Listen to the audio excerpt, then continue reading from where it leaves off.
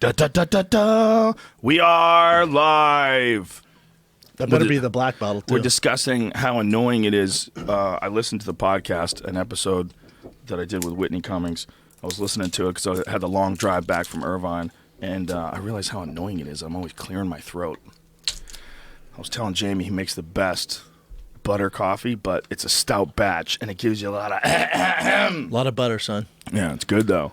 Tastes goddamn delicious. good. Hell yeah, I'm wired right It's like now. a hug. It's like warm. a That's coffee what hug. Tate says about coffee. Tate from Caveman Coffee. A warm coffee. He says it's like a warm hug. That's what it is. I was with Keith Jardine.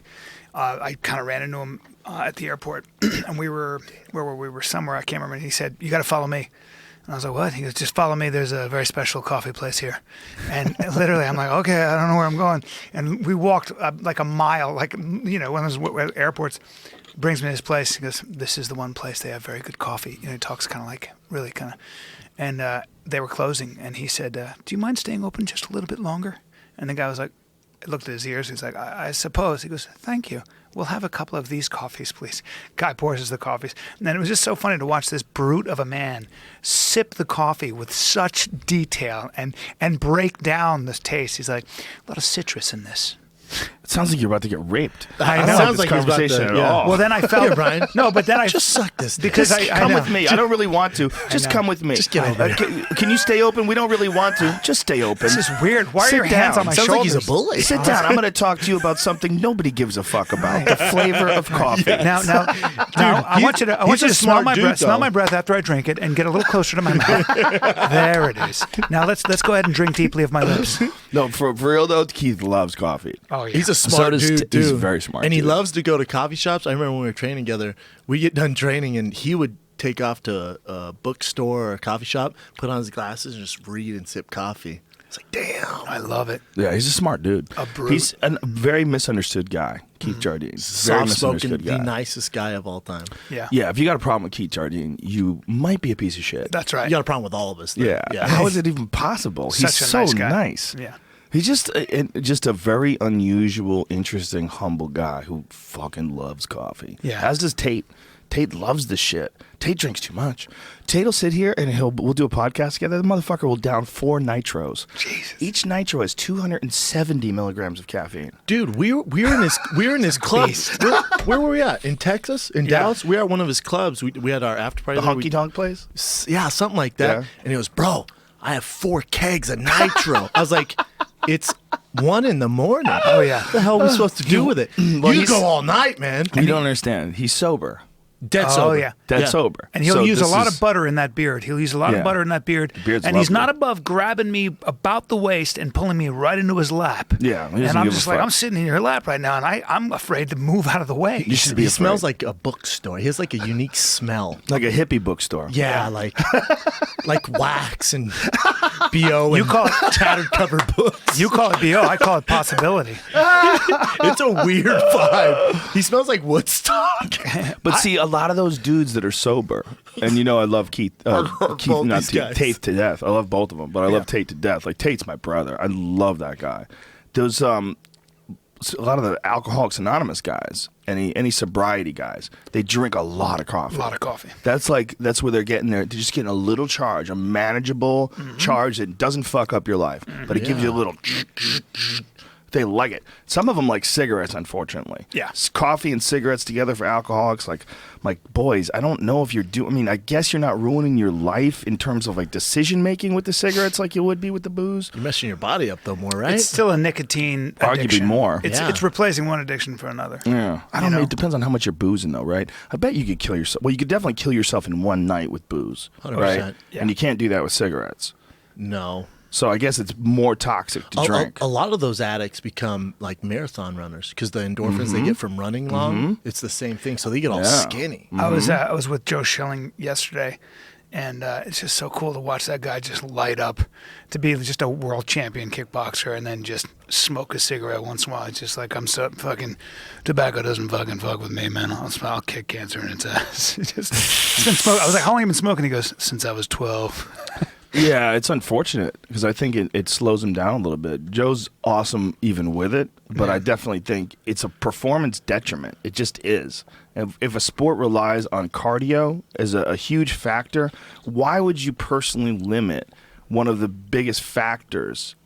You could, I mean, you can mitigate it somewhat with hard training and a healthy lifestyle and moderation. Only smoke a few days.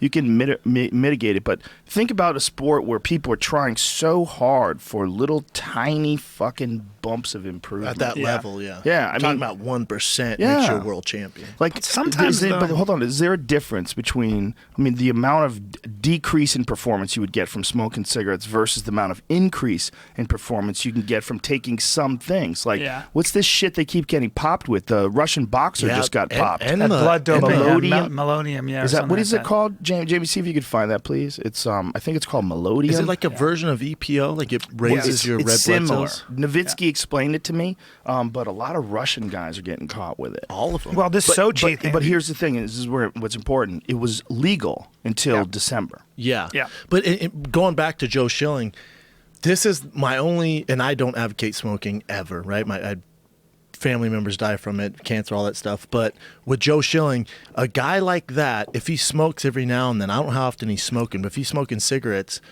and it allows him to be more free and creative inside the ring, it's almost helping him. Because same thing with John Jones. Cigarettes rely him to be more creative? Maybe it calms his nerves. He's been doing it for so long. It's a ritual for him. So it's almost the same thing with John Jones.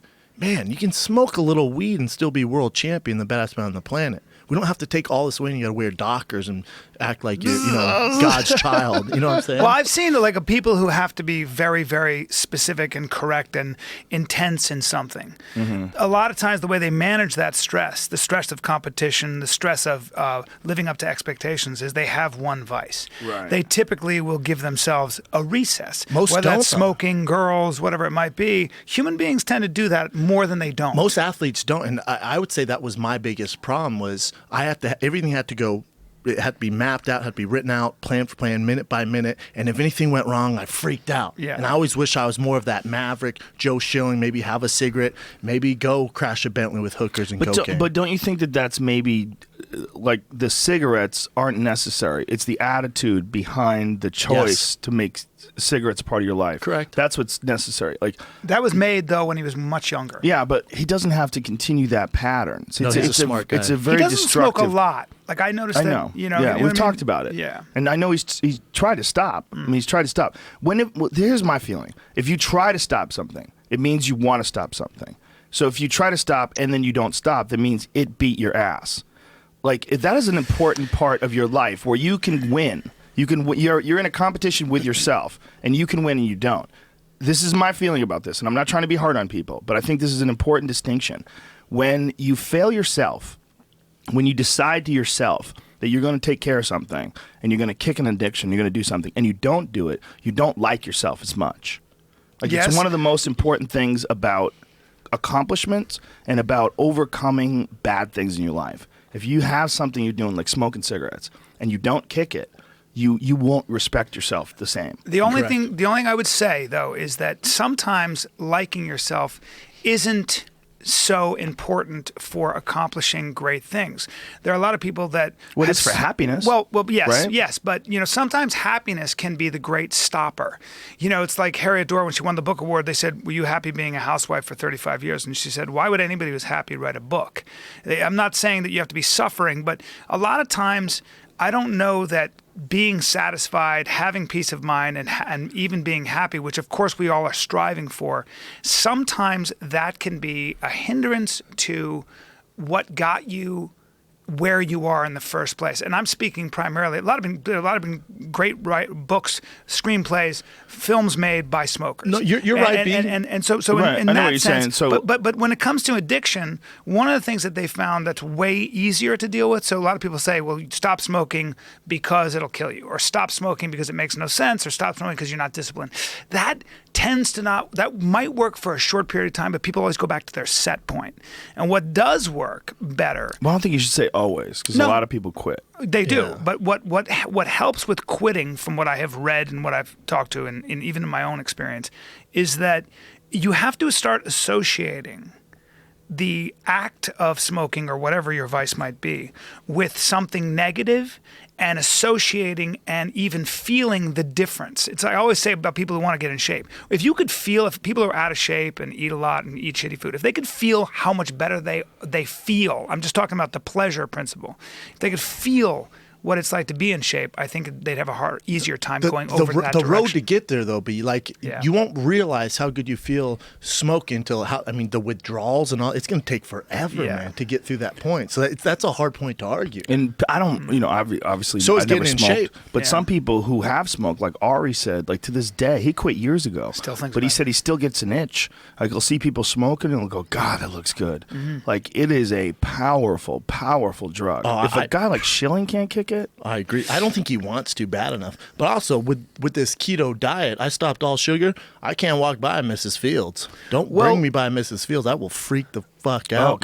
So it's back now because for a while you were saying you don't even crave it. It's only if I go by Mrs. Fields. Like I was at the mall with my brother, and I was literally like, "Oh dang, son, don't let me." Take my wallet. Here, take my wallet. Yeah. Well, you know what causes more of it? If you go into the mentality of scarcity. So if you start thinking this is the last cookie on the planet, you're going to go for it. It slows your metabolism down. When you start going into scarcity mode, that's one of the things that they say about people that were incorrectly starving themselves. Like they'll have like little tiny portions of carbs and, and then your body's like, what the fuck are you doing? And your body slows down because it's worried about losing resources because no food's coming in. Right. Like, it can actually fuck with you. Yeah, your metabolism slows down. It's like, we better hang on to this shit. The only way like fasting's good is when your body's in ketosis. Yeah.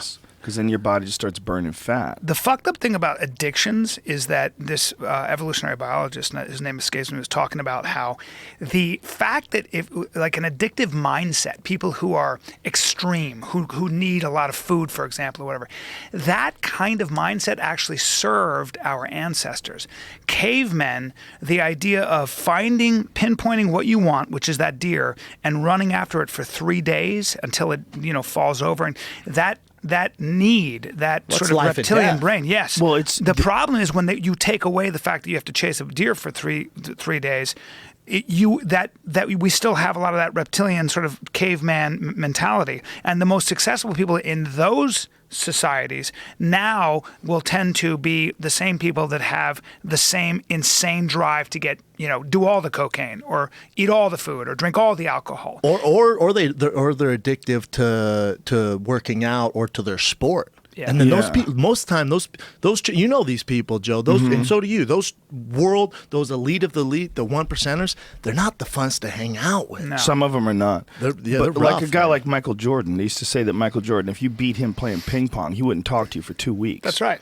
He would fucking be angry at you, those pissed people at you. Fun to hang out with. Yeah, and that's what produces that intense level of focus that creates a guy like a Michael Jordan. And they also don't like themselves, though. There's a little bit of that in there. But the question becomes, like, do you want to be happy? Do you want to be healthy? Or do you just want to be successful?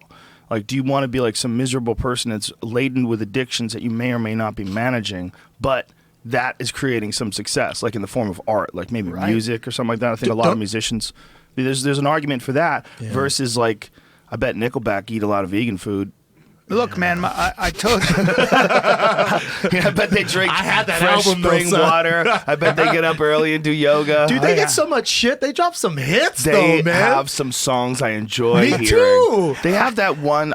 There's that one song that everybody has sung. Which one? It's they have one rock, jam. but listen, no. It's the theme, the rock star song. Like, I'm a rock star. Like, there's like the fucking, my favorite version is the Cypress Hill version. Yeah. You want to be a rock star? Like, the Be Real version. Yeah. That's the shit, right? Yeah. That's the best version of it. Nickelback Superstars. Nickelback's got their own version of it. It's one of those. Never heard and it's a good song, unfortunately. I'd love a sample of that. Never heard it. Let's sample up. I would love it's not bad. I'm with Rogan on this. Fuck you, don't like that Nickelback song. Look, but there's something that I think we all recognize about what they did is that there's something sort of disingenuous or something, contrived or something, but it's still good. Let me see Why them. does Let me everybody see a get so picture. mad at them? I think because they're almost fake, you know, like they're. Yeah, and I can't be friends with any of those guys at a I don't glance. think they're fake at all. You know what I think, man? They're I just think tools. They're successful, and I think a lot of dumb people like them.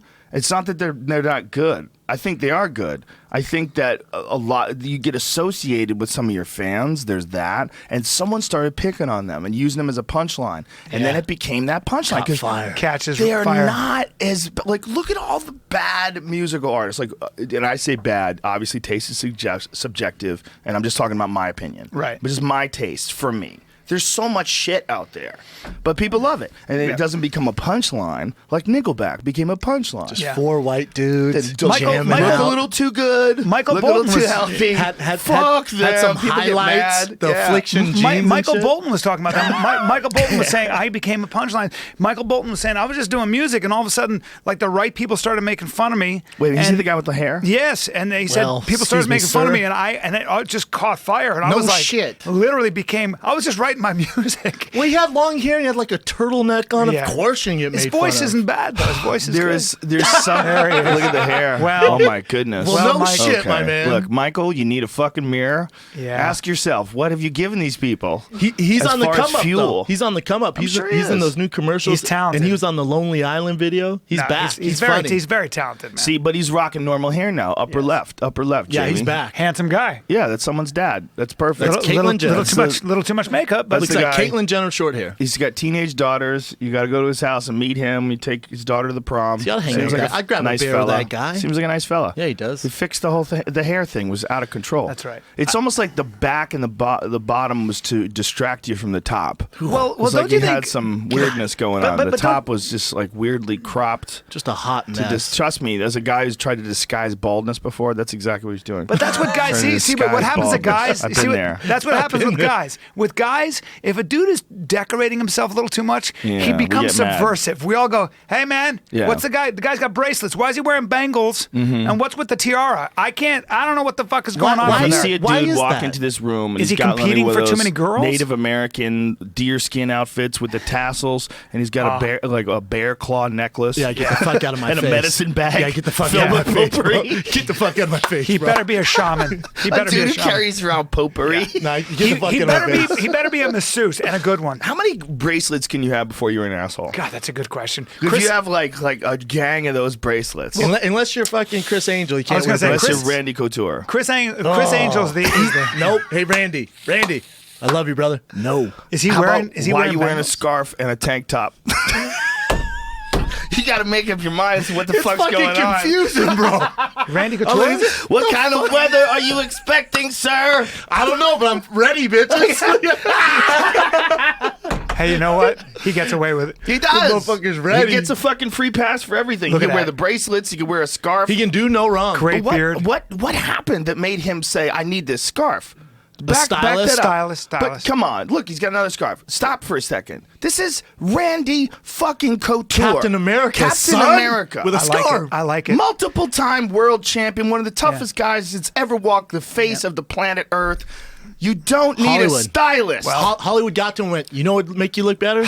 Scarf. he needs us. Can I he be bought honest with you? 50 of them. He needs us. I'm wearing a He fucking doesn't- scarf. He doesn't need a scarf. I'm going to get that I know scarf. you would wear a scarf. You son of a bitch. Randy wears one, so why can't I? Holy shit, why is he in so many scarves? He likes scarves. The guy likes scarves. Yeah, he's been. I don't done up. understand. Maybe it's so like if someone fucks with him, he takes it off and kills him with it. I don't know. Maybe he's just ready for a sandstorm Maybe he's at not all really into times. gi chokes.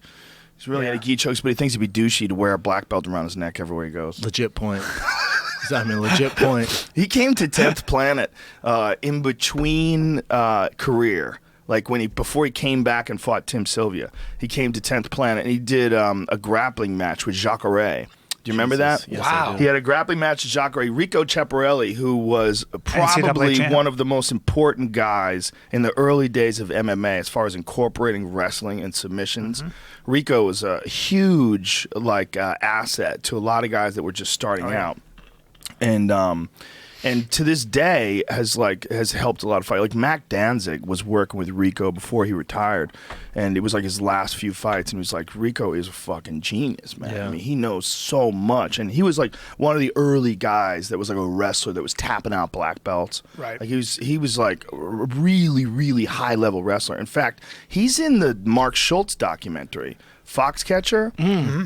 Mark Schultz wrestled him. I'm pretty sure. Yeah, he won. Well, Yeah. Rico was NCAA champion. I believe he was an Olympic alternate. I'm not sure, Just but a I know real he was like, Super high level Yeah. wrestler, and then on top of that, super knowledgeable about submissions. Bro, and you're- he created a professional submission thing. Yeah, he's a monster. And so Randy fought Jacare in this professional submission thing. He's so strong. Jacare tried to leg lock him. He had his leg. He couldn't fucking straighten it out. Randy's just doing like leg curls. He Beast. could not straighten it. Captain America, son. He's got these like Yeah. this grappler strength Don't let the from scar like fool you. Mark Kerr. hundreds of years of squeezing things. Bro, Mark Kerr told me before he it was fought Lyoto Machida in Toronto, it's the week of the fight. I'm there doing an appearance for UFC, and I see Randy in the hotel. I've maybe met him once before. He goes, "Hey man, you're a good striker. I need you to help me tonight." This is the night before the fight. I'm like, huh? He goes, I need you to help me. Okay. He had some gym, Extreme Couture's in Toronto. We jump in 2 Hummers. Where they got him, I have no idea. Drive to this location, far as hell. I'm like, what the hell am I going to do?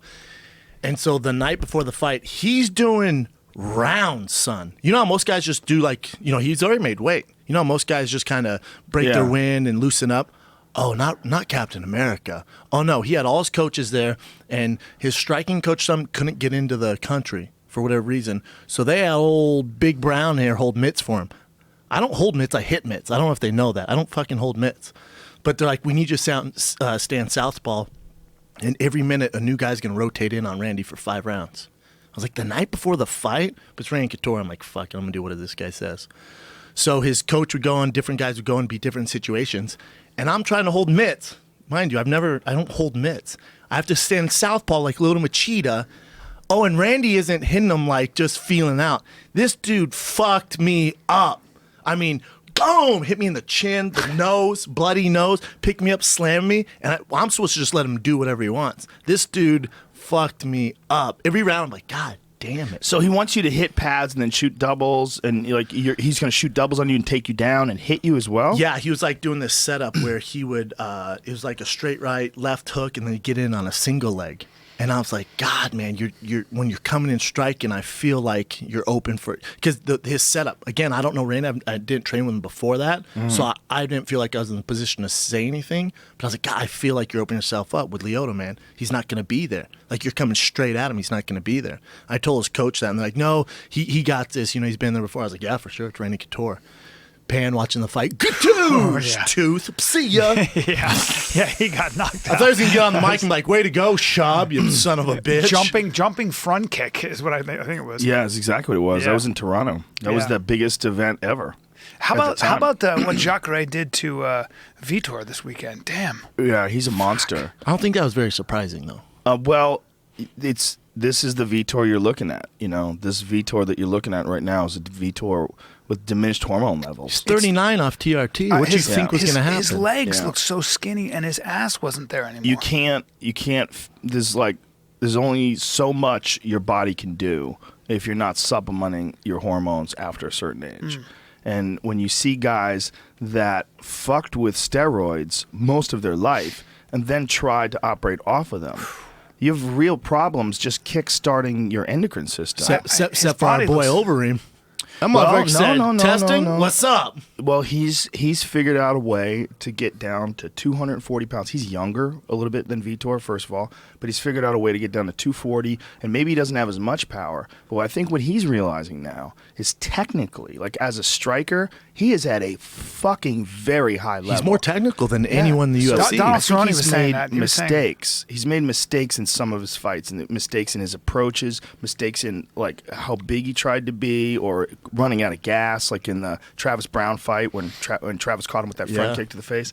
he would try to finish guys off, and he didn't finish that guys off, he'd kind of be fucked. And now, he's relying on skills. He's also with Winklejohn. That fucking Jackson team, man, there's a lot of great people for him to train with. He's relying on skills. I'm just saying now that he's one of the guys where you see drug testing kick in, and obviously he looks completely different. Yes. But now he has to adapt the way he fights. He has more skills in the heavyweight division than anyone else when it comes striking. A More than K1 anybody champion, else. it's not even close. Grand Prix. He won the Grand not Prix. even fucking close. Donald He's beat some of the Cerrone was best in saying the that world. his technique is so fun to watch, and Donald will spar with him and says he just learns watching the guy. But this is what I'm saying is he's a guy where the strict drug testing kicks in. You can see a physical change, and he's still doing well. Well, he's better. He's better. he fights more cautiously, doesn't he? Yes, he's fighting really smart. I'd say smarter, not cautiously, okay. way smarter. Yeah. Because he used to come in like a meathead because he had so much power. Yeah, exactly. And that allowed him to get clipped. And I think that when you're seeing him fight now, like especially, perfect example is Junior Dos Santos. Like he knocked Junior Dos Santos out, and a lot of people are like, God, maybe he's done. You know, maybe he's just not the same anymore. And then Junior comes back and fights Ben Rothwell and looks better than he's ever looked. Yep. So Junior looked fantastic, and then you realize, oh, Overeem's fucking good. Yep. He's good. So explain to me why Grand Prix K1 champion is just so much better. It's the biggest of the big of all, especially at the time when he did it. It doesn't exist anymore. Right. But at the time when he won it, it was Badr Hari, Gokhan Saki, the fucking Best strikers best in the of world. the best. Really? Peter Ertz, these guys like that won it, the guys that were Krokop, there. Badahari, I mean, and he won it. And Jerome he won. Labanner, Ernesto Hoost. When you go back to like the history of K1, goddamn, Andy Hoog, some of It the was the greatest best. strikers of all time. The most entertaining, exciting, wild, crazy fights between heavyweights, and they would knock each other out all the time. all Peter the Art, time. Sam Schilt. I mean, you got some monsters. Oh man. my God, Semi Schilt. Good luck Mark trying to get Hunt. in on that guy.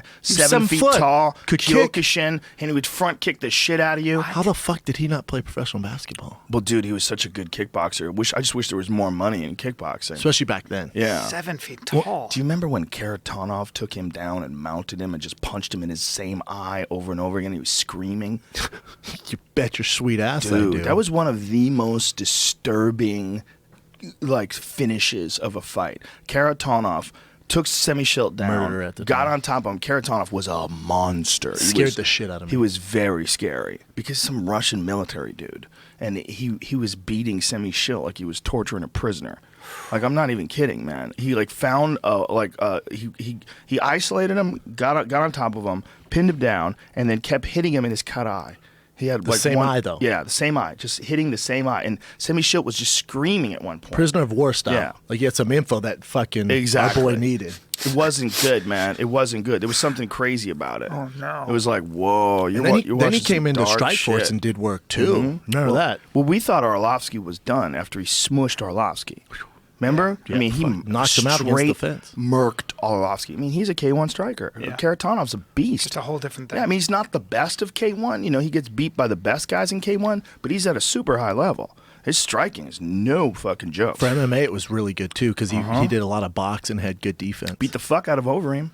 Wow. beat Beat the breaks fuck off out of him. Overeem. Knocked him out standing. So- Cracked him, had him running away from him. Running away from him, and then he folds against the And then when they ropes bought KOs him. Strikeforce, they just never moved him over. Yeah, I guess not. I wonder what happened. I think he had some injuries for a while too. I believe he had some issues, and he gained a lot of weight because of it. Remember, he got real heavy. Yeah, because he lost in the heavyweight Grand Prix that DC won. Remember that? He was in Yeah. that. Yeah. And he lost. What do you think is Who going to would you happen? I want to say Barnett. Huh? And Barnett beat him. Am I right Makes- on that, Jimmy? Or am I going I crazy? don't remember that fight. I don't remember. that What do you fight. think is going to happen when Stipe fights Overeem? That's next, I Who think, knows? 100%. I Because think if you look at Yeah. their scheduling too, they both fought around the same time. Overeem's next. He's won 4 in a row. He's the guy for the job. They're both there. I think you have to wait until Travis Brown fights Cain Velasquez. I think when but this is my thought. Cain Velasquez, if he beats Travis Brown in some spectacular way, they're going to be calling for him to fight for the title. That's the toughest fight, I think, for me, Miocic, only because Travis will be in his grill if it's Travis- a healthy, Travis or I'm sorry, Kane? Kane. If Kane is in shape in that cardio thing and just in his grill, Mm-hmm. boxing, getting close, and wrestling, he's probably at least as good a wrestler or a better wrestler than Stipe. Kane is overwhelming. Yeah. And as It's a not even close. person He's who's wrestling, watched it's not even fighters, Not as close? as Not a really? person who's watched fighters my whole life, like watching the UFC, all the thousands of fights, I've never seen a heavyweight that can put the kind of pressure on somebody that Kane can. He's just different. His cardio is just different. It's crazy. It's like he's got double lungs. Yeah. I'm not even I joking, know. man. He's- Like I've been overwhelmed watching his fights. It could be an before. argument. He's number one best heavyweight of all time. You could argue I that. do argue that, and Oh, people do you? people get mad at me. They say Fedor is number one. I'm like, Nah.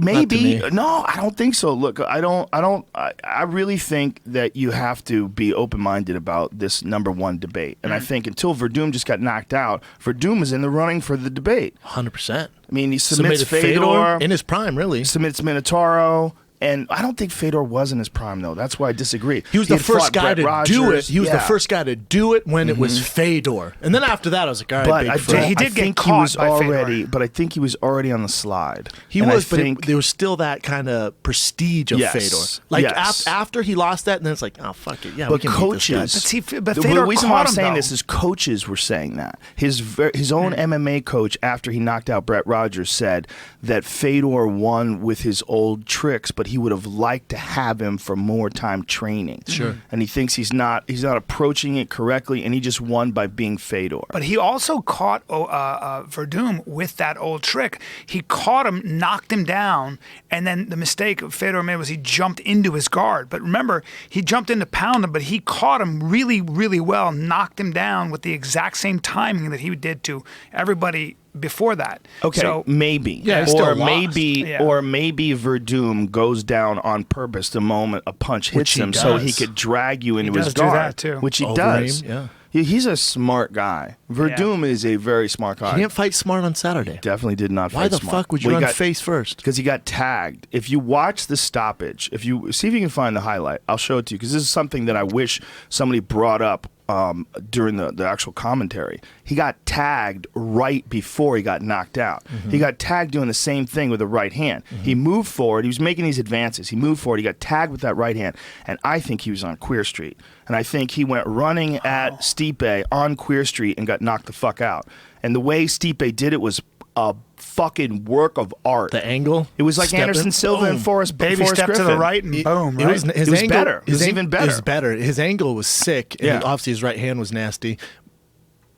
It's also Verdum did get hit early, and in Verdum's training, if you've seen him train, there's this competition within that gym. When you get hit, it's like, whoa, got to get him back. I think it was more he gets hit and he's like a charging bull, and was like, fuck this, man. I think it's probably a little of Well, both. both. I agree. Because I definitely I can see think both. he got cracked. Cracked. And I'm like, whoa, that is a big right hand that he got hit with. And it's in the same manner. The same manner. He's charging forward, he got hit. That's how Aldo got knocked out against McGregor. Yep. You got to be fucking real careful charging forward. Well, like it makes, that. it makes Stipe's the a punch good harder. boxer. It makes Way the punch harder. harder because, and Stipe's knocked out some great guys, but he's not a knockout artist per se. If you compare him to like a Mark Hunt or Roy Nelson, he's not a knockout artist. When a guy's charging in like that, Yep. and then you're countering with right hand, it makes it seem way worse. Well, here's my take on Stipe's power. I think Stipe has big power, but I think he fights economically and intelligently. He's a smooth fighter. Good boxer. He's man. a very good boxer, Golden Gloves boxer, but he's like smooth and relaxed in the way he spars. It's one of the things that makes him so dangerous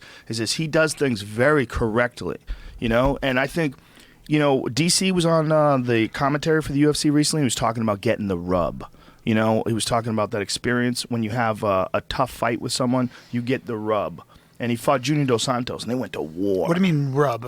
This is what I mean. What he was saying is like Daniel says, when you fight someone that's really good and they're better than you, even if you lose, it elevates you. You get the rub. Like just by sharing the ring with them, just by being in that ring, by competing with them, you realize how good you are. didn't quit. You actually get better, and you realize how good that person is. Yeah. I think he got the rub when he fought Junior Dos Santos in a way because he went 5 rounds with a guy who was one of the toughest of the tough. A guy who was one of the, a champion who knocked out Cain Velasquez with 1 punch, and he went 5 hard rounds with him. And the decision could have went either way. And took his best shots. Yeah. And I also think, to go back to DC's point and your point with the rub, I think at the UFC level, especially when you get in that top echelon, you know you're good and people are telling you you're good. But like when he beat Arlovsky, he starched him. You don't learn much from that man. When you go to a decision with a world-class guy, then you know. Like you're doing something right. Your camp, you're doing it right. You had good gas. You realize what works, what doesn't. So you learn so much more. Yeah. And he's going to, like you said, war with JDS,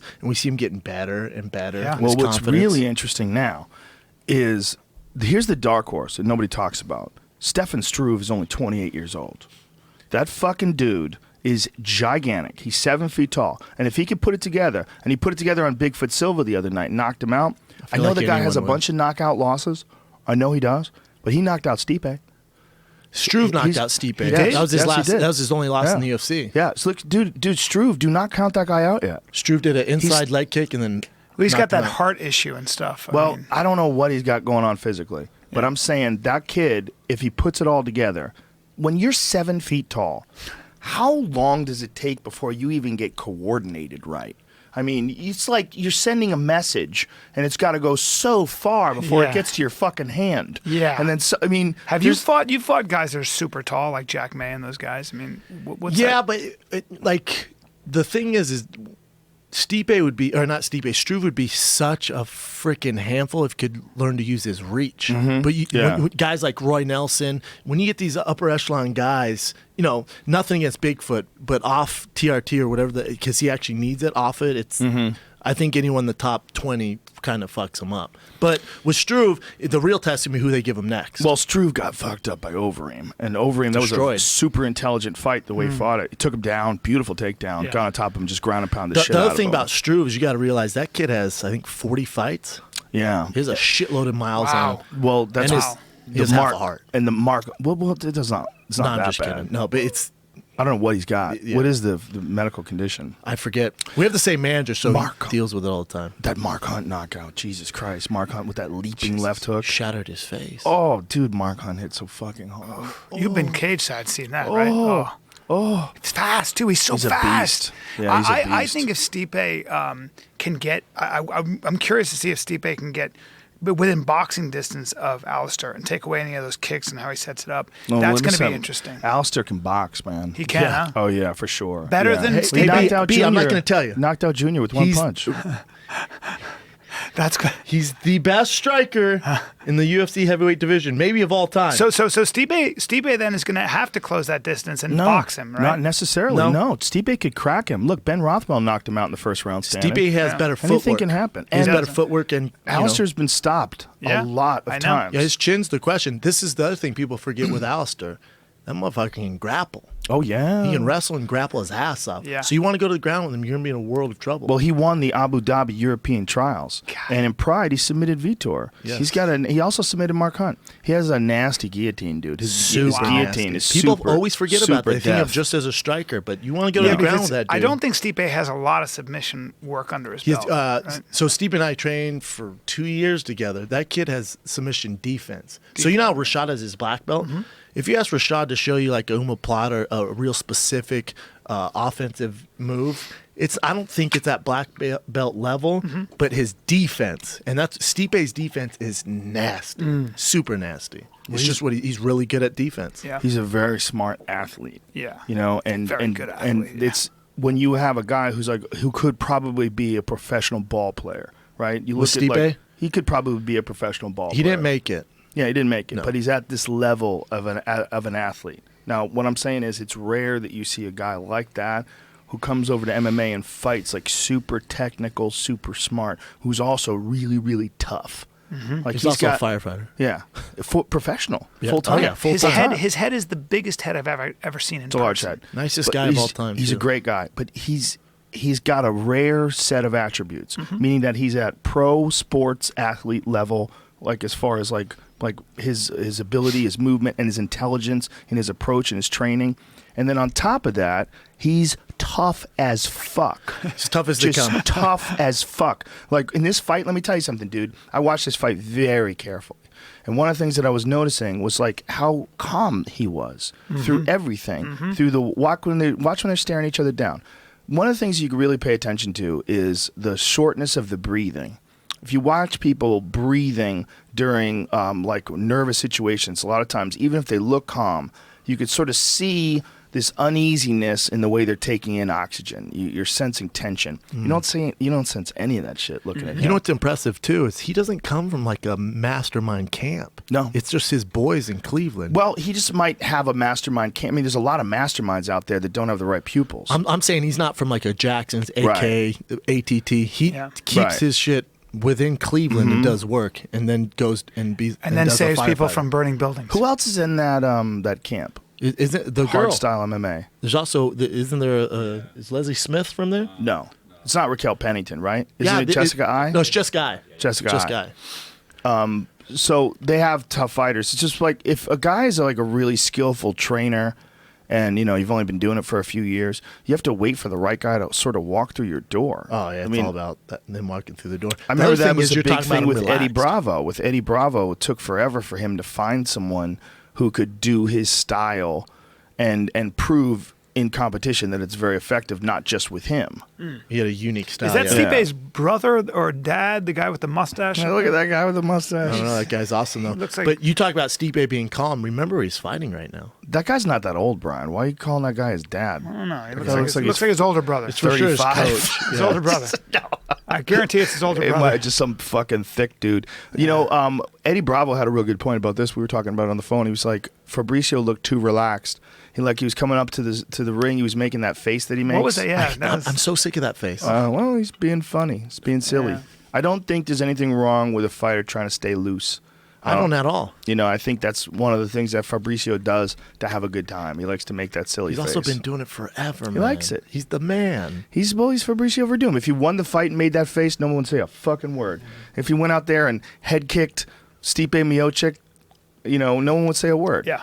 But it didn't work out. So when it doesn't work out, that's when everybody comes shitting on you. What's the same with Connor? With Connor, yeah. Nate. Connor's walking out how about, like, how about Ronda "Hey." Rousey?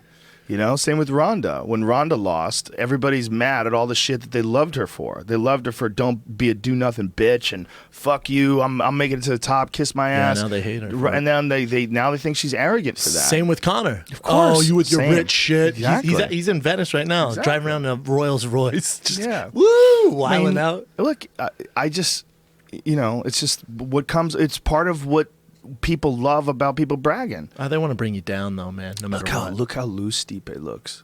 Look how loose. good. I mean, he's fighting for the title. Nice and loose. Look at that. Moves away.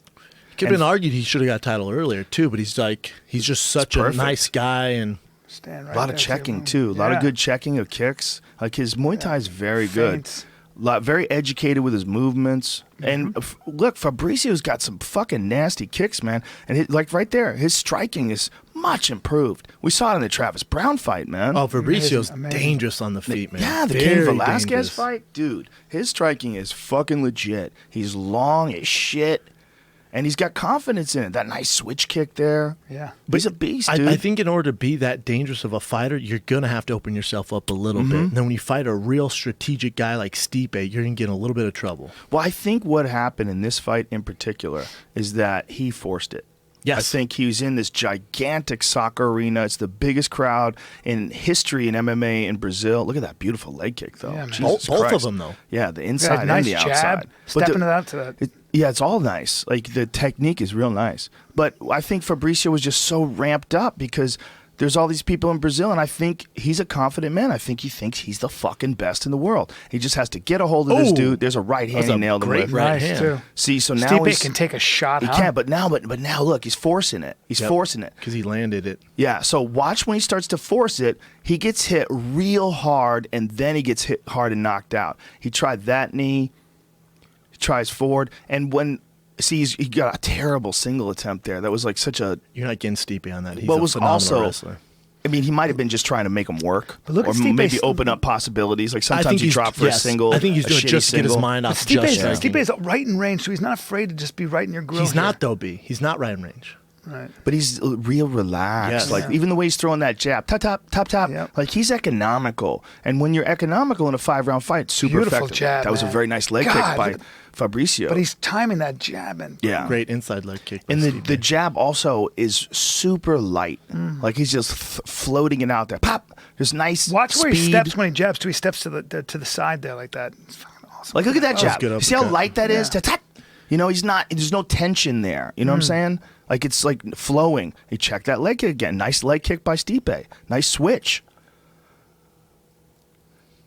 So right now, committed to the Fabricio's jab. realizing, like, okay, this is There he not goes. an easy fight. Look at See, that. he Boom, got that's it. caught. That's it. That's He the got one. caught. Yeah, he That's got the caught. one. You're And right. now right here, bang. That's the KO There it shot. is. Now back it up again. Watch, just back it up just a little bit to where he's chasing him. So watch when he's chasing. He got This rocked. can't? video player is really.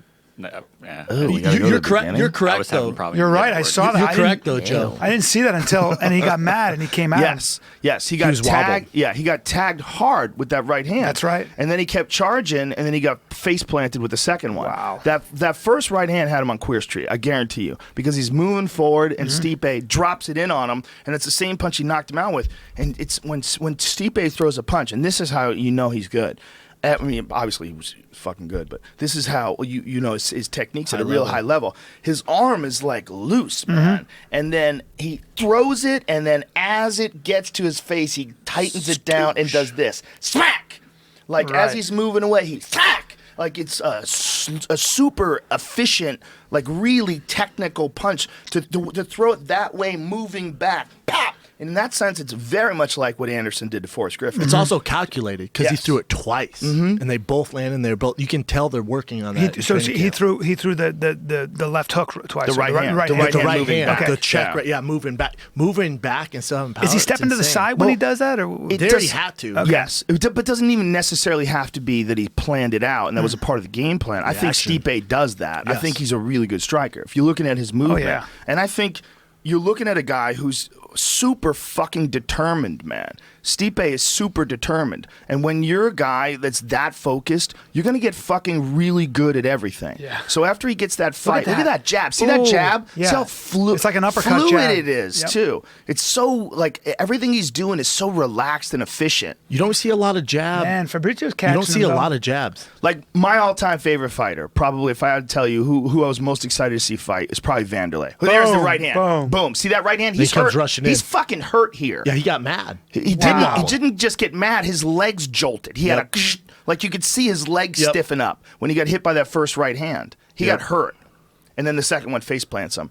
Stipe's a dangerous guy. I'm a world He's champ. not going to make. Hey, he's not going to Cleveland. make mistakes. Hey, Cleveland, let's get our boy a goddamn parade. No one wins shit in that No town. shit. Hey, LeBron, you want to jack every other UFC fighter Look at off? this. How about you tweet out about Stipe? Your boy's from your fucking hometown. He jumped off the fence. He goes, "I'm the world champ. I'm the new world champ." Yeah, man. It was like coming into his mind. Like, is this real information? Hey, LeBron, Did that just step your happen? fucking game up? Fucking yeah, I love it. I love that guy. too, man. I love him. I love what he stands for. I love watching him as a fighter. I love that he could do that. I love it. I love that he did it in Brazil. Look at this. Me too. Watch this. Watch how efficient. Stoosh. Spank. See, it's like tank. Boom. Yeah, he just drops it in on him. To be able to time it that good too. Look at this. Watch the timing. Stoosh. Look at pushes- that timing, dude. Yeah, he pushes his hand World away. class. Yeah, dude. Pushes and then with the same hand. Did you hits. see Overeem's? Look at this. Did you see Overeem's tweet? Crack. Yeah. Yeah, he wants to fight him. Yeah, Of course. he said you're next, and he did Yeah. the blood sport meme. Love it. Boom. See that one showed both. Wow. That Yes. highlight right there was the perfect highlight. Step to the right. because it showed the first one how much impact the first one had on him. Mm-hmm. Yeah. The first punch was a big factor there, man. That first punch had him weird up. Unbelievable, man. So cool. I like that you could still say Queer Street and you're not a homophobe. No, Queer Street's fun. It's Queer just Street's strange. an Put 'em old- on Queer Can't Street. take It's that just- away yeah, from us. it's just strange. You're like, what? Where am I? The heavyweight division's fun right now, man, because I don't think we're going to see a champ reign for a long time. I want to make a shirt that says "Fight for Queer Street." Oh, how about how about Queer Street Fight Club? I think that's sending out the wrong message. Might be. That's like a bat signal for dick. We'll That's teach what you I'm how to throw- talking about. We'll teach you how to For throw a anyone right who hand. likes Yeah. dick, Queer Street Fight Club.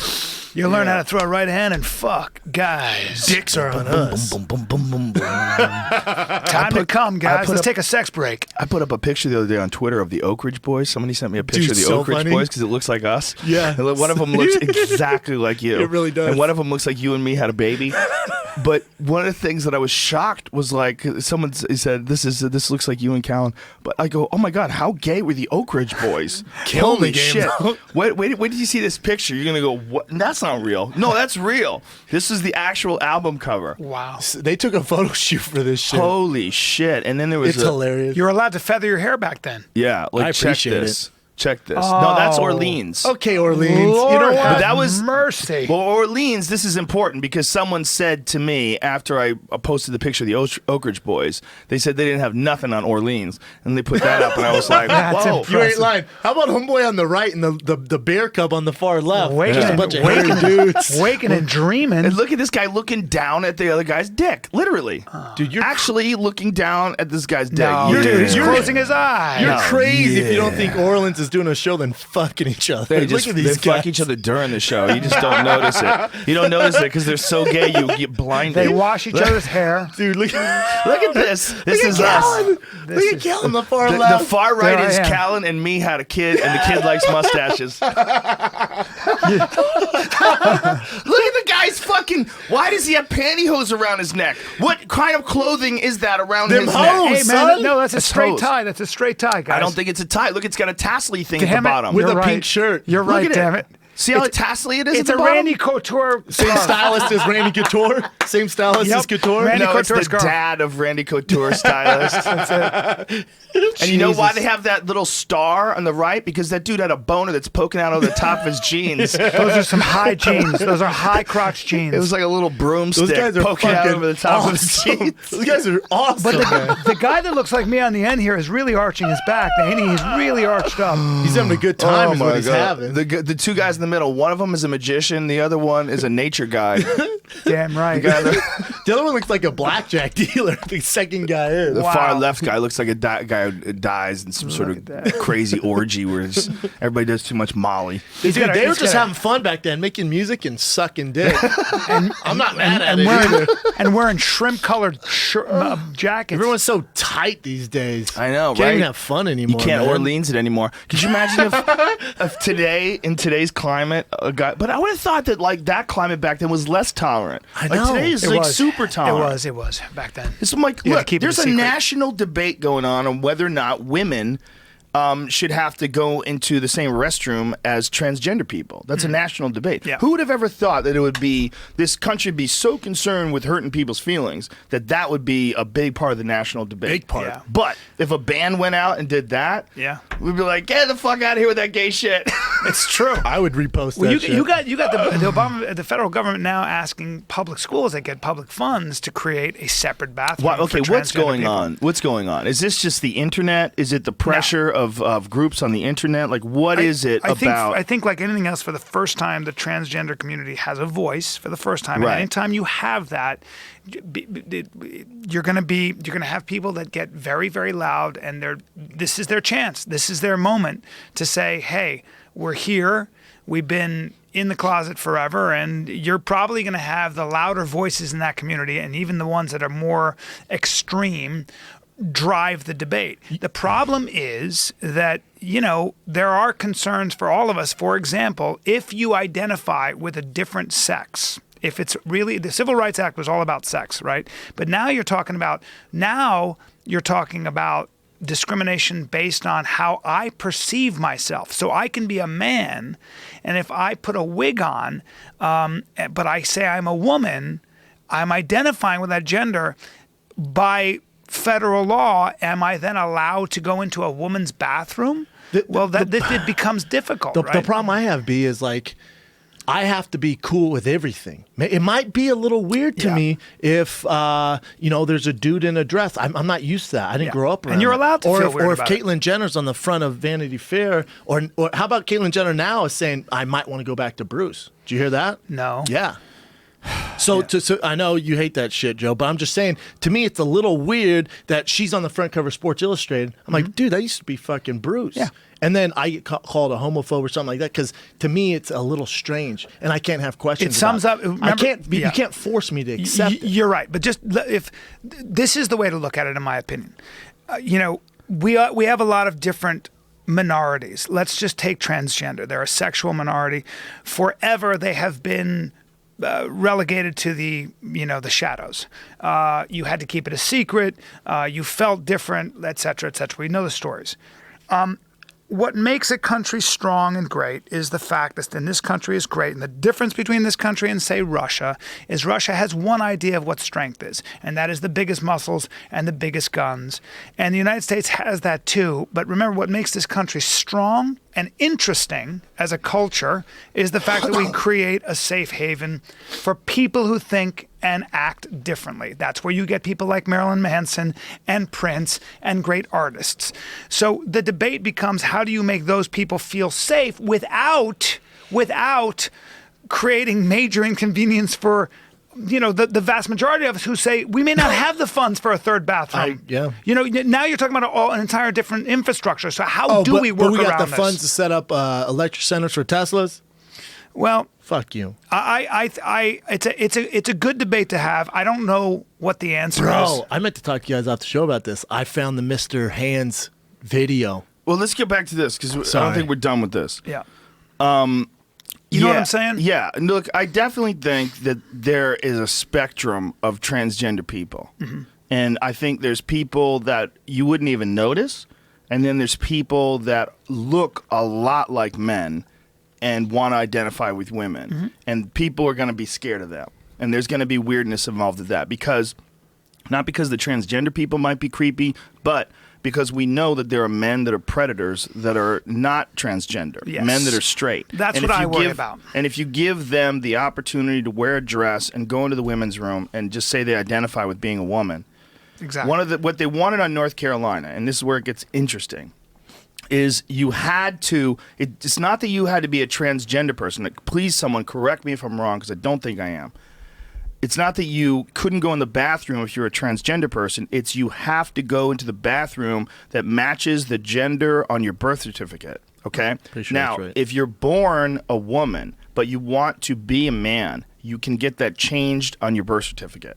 I didn't know that. Yeah, you can. Yeah, apparently you can. Caitlyn Jenner did it. So if they do that, if they get it changed I don't know how they could change on your birth certificate 60 years later. Like, they do it. Here's the problem. We're in this weird semantics thing where we're not talking about like technical, like what, how fluid is gender. I mean, we need to really define this before you just allow someone to wear a dress and go in a woman's room. Now it's how someone self-identifies, and it's a very different area than the legislation that exists. It's cloudy because now you're not talking about male-female. You're not saying, hey, if you are in the pension plan in this company, because women live, say, 15 years longer or whatever it might be, you have to pay more into that pension plan, as an example. That was unconstitutional because it was sex discrimination. Now these laws are concerned with how someone identifies. It's very murky. So you may have a penis, but you identify as a woman, and you're taking hormones. Now we're in a very, very But here's the thing, you don't even have to be taking hormones. That's right. That's you could just identify with being a woman and not want to do anything different than what you are right now, and then go into women's rooms. Like there was a guy. The exception though, Joe? Like, yeah, there's plenty of exceptions. Because if you can say, guys are going to put on dress and just to go look at little girls, but wouldn't that be the exception overall? Always. Perhaps, yes. For sure. Well, how many transgender people are using bathrooms? That's the exception. That's a huge exception. But the exception to that is that they're going to go in there just to look at little girls or molest little boys. You're right. But if it's 1 out of 100, it's something we should talk about. If it's 1 out of 1,000, you can talk about it, but you can't make a decision based off the exception. But you have to figure out what it is. Like, and that's where it gets almost impossible. It's really hard to protect women and children from creepy dudes. Yeah. Like, and this is not a slight on transgenders at all. This is there. We're not talking about transgender. We're talking about men who we're talking about who heterosexual take advantage men who of take that. advantage of a law. That's right. This has nothing to do with transgenders.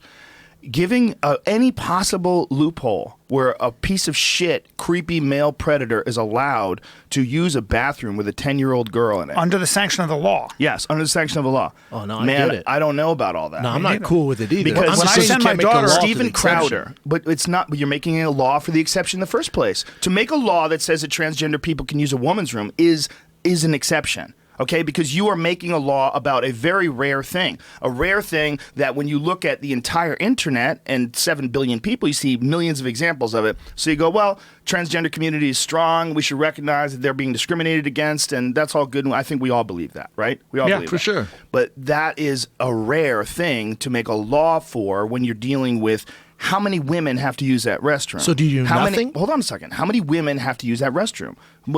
How many? Yeah. How many transgenders want to use that restroom? Like, what is the actual numbers that we're looking at before we start talking about this and having this goddamn national debate And on it? creating new bathrooms. Well, that might be the only way. But what are the fucking numbers? Can we just get some data Does on anyone what know? the numbers? Is there any There actual must be. numbers? There must be. So then how many men are sexual predators? Well, that's where it gets really fucking easy. All you have to do is go to those sexual predator apps on your iPhone. Everywhere you fucking look, there's sexual predators. Now, it could be a lot of different things. I know a dude who got labeled a sexual predator because he got caught taking a piss outside. Yep. He went outside, he exposed his dick, he stepped outside of a bar and pissed. And because That's of that, ridiculous. it is ridiculous, but it's one of those backwoods country fuck states. And it was in like the 1980s or something like Yep. that. And this guy got arrested. Took a piss off a Porsche. Yeah. Yeah, don't piss around a playground. either. It's not just one guy this happened to. This happened to a bunch of guys, especially if you expose yourself anywhere near a school or that's something what I'm along saying. those Don't lines. piss around You're elementary sexual- school. Yeah, Yeah. you're a sexual predator. So there's a But lot of we all piece know, of shit men. We all know what we mean by sexual predator.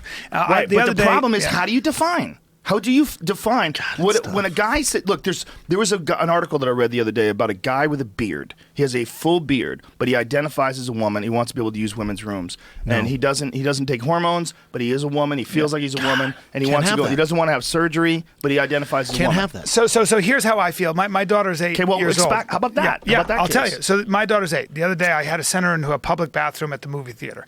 I assume when I send my 8-year-old into a woman's bathroom that she's going to be safe because it's going to be little girls and women. If there's a dude in there with a beard who says he identifies as a woman, I'm not letting my daughter go in that bathroom until that guy's out of there. And you know why? I don't know who that dude is. And he might say he identifies as a woman.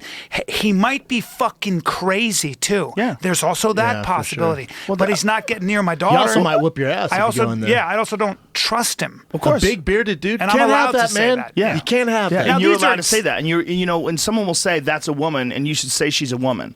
No, I would say that's a Can't man. do that. Okay, And- so when do we draw the line, man? When do we it's draw the line? confusing. When do we draw the line? It's tough, huh? Yeah, like this was a big part of the Fallon Fox debate about Fallon Fox becoming a transgender and then fighting women and saying she's a woman now. Yeah.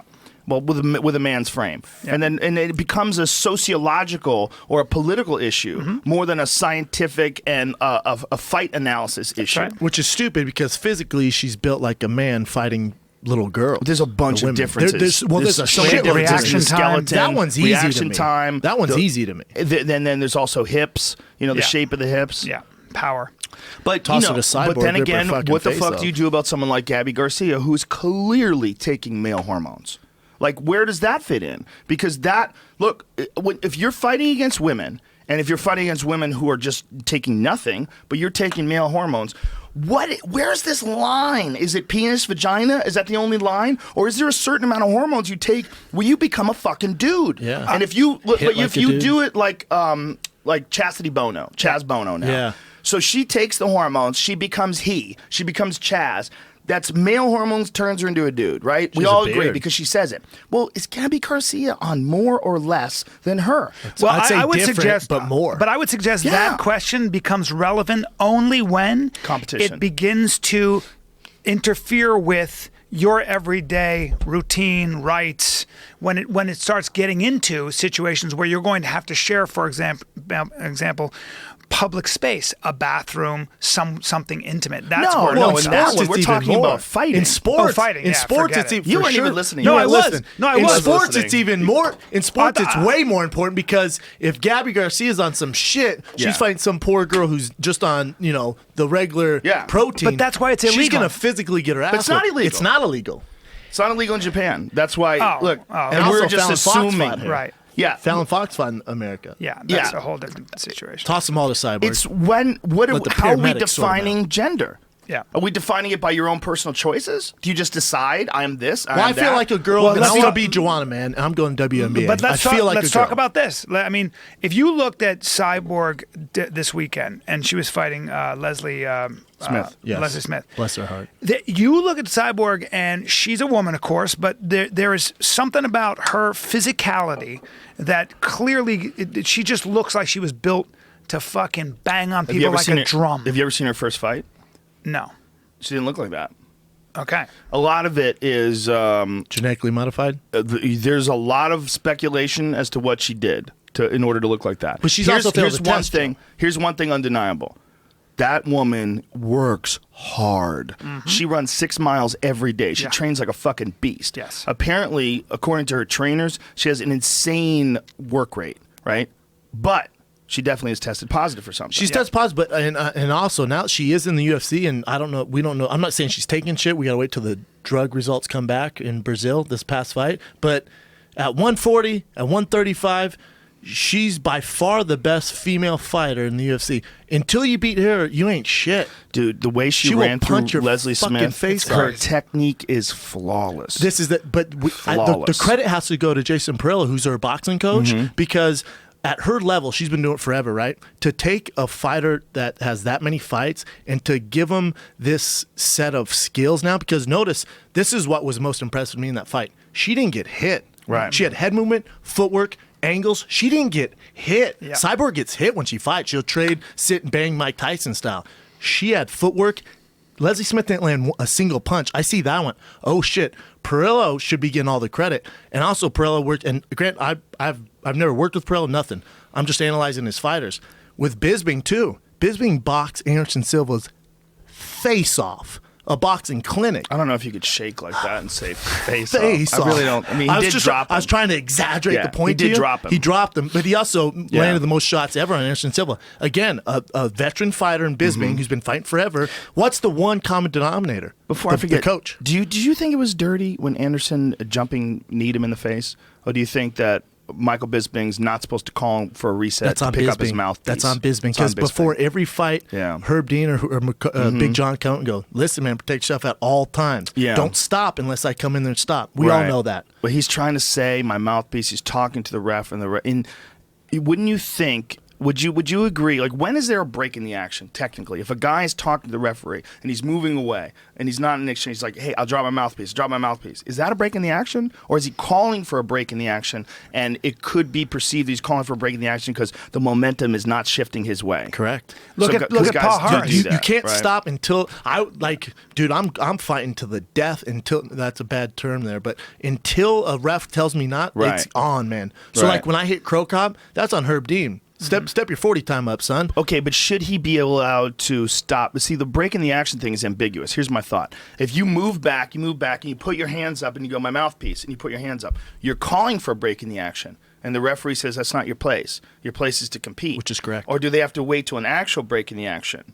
I think they have to wait to an actual break. But why is that? Because you should not be able to fight. Look, you should definitely be penalized. Like, did you see when Simon Marcus fought Joe Schilling, kept spitting out his Yeah. mouthpiece? So Can't they have took a that. point away from him Yeah. because they thought because he kept spitting it out that he was tired and he was trying to take a break. Which is what he was doing. Well, I some think. guys do that. Yes. So that in order to stop that from happening, they penalize you. Veterans do it. But a referee, if he knows that your mouthpiece is out, he should stop the fight. So it's real tricky. Like, Yeah. does the referee have to wait? Because you really He might shouldn't be looking getting at something punched. else, though, right? You really shouldn't be able to see. The problem is like lips and gums with teeth, with raw teeth. Your face getting fucked up, But man. Bisping and You get- Anderson were kind of in it. It was Yeah. like it was kind of in Yeah. it, and it Yeah. came out, and he's like, "No, stop!" He Anderson also- Silva was like, "What?" Yes. Yeah. He Fuck turned and that. pointed at his mouthpiece. Look, remember when Paul Yeah. Harris with Nate Marquardt turned the ref and said, "Hey, he's got slippery stuff on his ankle," and Nate Yeah. just dove in and went bow, bow, bow. Yeah. That's that's got to be on the fighter who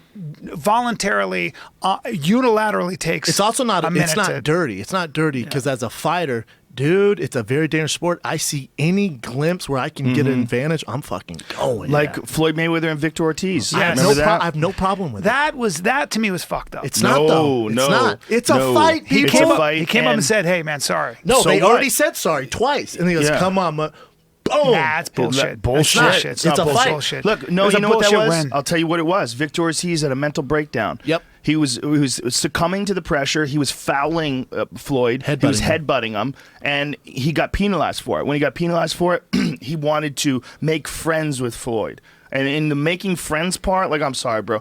Look, a lot of times you can't have that in a fight. You can't have that in a fight because of the disruption of your focus. It's adding in this emotional connection with this person. Now this person's your buddy. Like, hey, we're bros. We're bros, right? Let's go back to fighting. Pat Barry And Floyd's crooked like, up. fuck you. Left Boom. hook, right hand. Go to sleep, And bitch. Ortiz is known for that. Breaking, yes. Well, he just in got that- knocked out by Berto. Cold-blooded. Yeah, man. I think he's done, right? It seems Probably like should be. I think like it seems like when he got really famous and things started taking off, like he did really Dance with have the Stars same- movies, yeah. the Expendables. He was doing well against Berto. The first 5 rounds, like, shit, here he is. Because you remember, they built him up as the next Oscar De La Hoya. He was like the golden boy, Yep. and then it just never worked out. The two for him. fights I want to see is Golovkin, Canelo, and I want to see Kovalev, Andre Ward. Kovalev and Andre Ward's going to be crazy. That's happening for sure. Yeah, that's happening. God, I can't wait for that Andre fight. Ward is so smart. He just has to fight more. He's so smart, but that might not be enough. Might not be enough against Kovalev, Kovalev man. hits so hard. Well, he's not just so hard. He's skillful as Yes. fuck. Killed a guy. Yeah. Killed a guy in the Yep. ring. And he He's a doesn't seem to stone bother him cold at all. killer. No, doesn't give a fuck. Yeah. How about and it's kind of stupid to talk about, but it has legs. Floyd Mayweather, Conor McGregor. You know, and we know That Conor. doesn't have any legs. It kind of does. It does. It kind of does. You know why? Why? Because Floyd wants it. Doesn't matter. I disagree. UFC's not going to let it happen. Well, but see, the only reason why I disagree with you there is because Dana goes, if Floyd wants to make that fight happen, call me. Dana's a businessman. They care about money. You know how big that much? fight would be? How much money do you think they could make if Floyd Mayweather fights Conor McGregor? Biggest pay-per-view of all time? No. Crazy. You don't think so? No.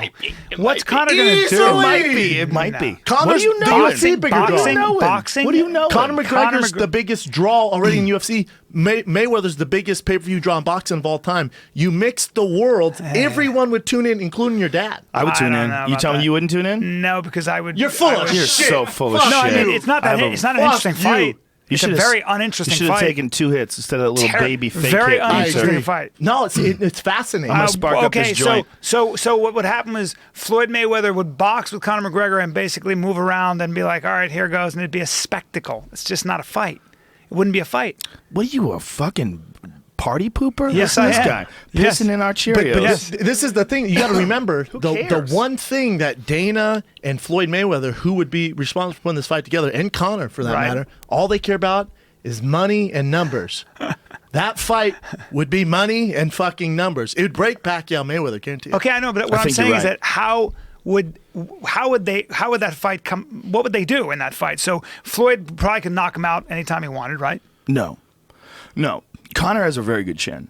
I mean, Conor got knocked out by Nate Diaz, or he got knocked down and hurt, stunned, wobbled by Nate Diaz. Yeah. Little gloves, first of all. Nate's a really good puncher. Nate's a big guy.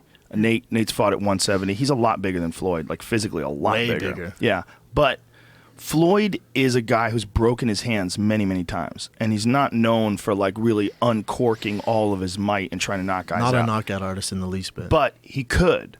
He certainly could. You know, like it's not that Floyd doesn't hit real hard, but when you box real smart, knockouts come. The opportunity comes, like the Ricky Hatton fight. That's a perfect example. Right. That knockout came. Yep. It's not like he went looking for it. The Victor Ortiz fight, Victor just fucked up, and he just left hooked, right hand him, and it was a total sucker punch. Like he had no idea. But what was look when going on. Mayweather has issues against Yeah. a guy like Maidana. Yeah. I mean, if Are you suggesting- First fight. First fight. Yeah, first Second fight. fight, he boxed the shit out of He him. did, but if Maidana, like, if I was Conor's coach and that fight were to happen, I'm like, hey man, don't be pretty and sit on the outside and try Yeah. and hit this guy. We make this a dog fight. You're the bigger guy. Yeah. here. You think Much Conor would bigger. actually give Floyd Mayweather a boxing match? Is that what I'm hearing? No, that's not what No. anybody's saying. No, the thing they're I'm saying saying it'd be is the biggest draw and be I'm interesting. saying that I don't think Floyd would just go out and try to knock him out in the first Oh, you round. mean Not at all. he'd box him. I think he would Canelo Alvarez him, but obviously Canelo's way more skillful in boxing. Yeah. I mean, Canelo is a world champion, one-punch knockout artist boxer. I mean, that fucking Amir Khan knockout. Hey. Jesus Louises. You know what Floyd that was said? a super fucking home run on the button. Dude, Floyd got hit. He said when he fought Canelo, he got punched in the thigh by Canelo. Had trouble walking for 2 days. He literally, he didn't show it. After the fight, he was like, dude, my thigh. He punched me in the thigh so hard, I am having trouble walking. That's I hope why they make that Floyd is fight. never going to fight MMA, because Connor would fucking break his legs, like literally. Oh, the MMA would be it would be MMA would be disgusting. more embarrassing than Conor doing just boxing. Way more embarrassing. He would get way more embarrassing because Connor's a big guy. Floyd would have to like box smart. I think Connor would have just unbelievably difficult time even coming close to hitting him. I mean, I think he's going If it to was straight hit boxing, him he's with some probably gonna get grazing embarrassed. stuff. He's probably You're talking about if not the greatest boxer of all time, and his defense is good. It would be a great You show. can't say good. It'd be, It's the best defense ever. for sure. Who's Best got better ever. defense than Floyd? And now you're taking a guy who he's an elite striker in the UFC, but boxing's a different game, man. You know, I would have loved to seen Canelo fight Floyd like in a couple of years when Canelo's like 27, 28, you know, It's when too he has soon the for him. experience. Because I think, like, if you look at, like, Sugar Ray Leonard versus Roberto Duran, like, both guys were, like, really in their prime. Experience in the prime. The World moment champions. wasn't too big. And Great sometimes, style. you know, I mean, sometimes, like, your prime comes early, like Tyson. Yeah. And sometimes your prime comes later, you know, like Bernard Hopkins. But when a guy's in his prime, you know he's in his prime. Yeah, And I like- think Canelo wasn't in his prime when he fought Floyd. I still don't. I think he's getting there. And if I'm Canelo's management, and as a fan, I want to see Canelo Triple G. And granted, they say Canelo's probably gonna have to vacate his belt if he doesn't fight Triple G. That's what they're saying at that weight. Why does he want 155? That's not middleweight. Like, why are they saying it is he's weird. making all these fights at 155 and they're calling him middleweight because it's over 154? Yeah, they have a weird thing going on. That's what's wrong with boxing. But if I'm Canelo's camp, I'm not setting that fight up yet, man. As a fan, I'm like, dear God, make that fight happen. Yeah. As a businessman, a manager, I'm like, Canelo, you ain't fighting Triple G right now. We're Well- going to do a couple more big paydays. And because also, you got to remember, Triple G's not a draw. We know him. We're in the fight game. He's not a draw at all. Right. His pay-per-view did, I think, 125,000, 175,000. Wow. Brendan, listen, big drama show. Big drama show. I give you drama show. Serious I business. want belt. Serious business. Serious business. I love that guy. He's awesome, He's man. the best, but he's not. He's just not like as far as being a pay-per-view drawing power. He's not there yet. So Ca- give Canelo Canelo has so much to lose. 70-30 and knock him the fuck out. He won't do it. He won't do it. You toss Canelo like Lemieux or someone else so he can just murk and keep building his name. Well, he wants to go. He wants it to be 160, and Canelo wants it to be 155. Apparently, that's a holdup. And you know, Triple G's a bigger guy, and if Triple G has to drop down 5 pounds, they think it'll be enough to weaken him, and you know, maybe Canelo can have a chance, and they can slug it out in the trenches. Why But does if you he look hit at so hard? Like- if you look at the fight, the actual fight itself, when Amir Khan just fought Canelo, he did expose that speed and movement are still a problem. Yes. It's just he doesn't have the same speed or the same movement as Floyd, but his speed and movement were a bit of a problem. Gave him some real Yeah, issues. gave him early some on. real issues. That He got 1-2 was landing all night. Yes, especially in the first round. The first round, he lit him up with some straight right hands. And I Yeah. was like, ooh, okay. How's this going to play out? But I think that there's no one else in that division that can do that. No. Cotto couldn't do it to him. Canelo outboxed Cotto. Yeah. I mean, and then Floyd was really the only guy to expose it, but Floyd's Floyd. There's no other Floyds. Yeah. So who the fuck else is in the division? I think Triple G Canelo right now it'd be a bad decision for Canelo. Well, Terrence Crawford's 147. So talented. 147 and 154 are next door neighbors. I I mean, agree. I How don't- weird is it? yeah. They fight over like 2 and 3 pounds. It's crazy. Fucking make the weight. Well, Shut it's your so mouth. different than MMA in that It's regard. so weird. MMA, you're 7 dealing pounds. with from middleweight to light heavyweight, which guys jump back and forth. You're dealing with 20 fucking pounds.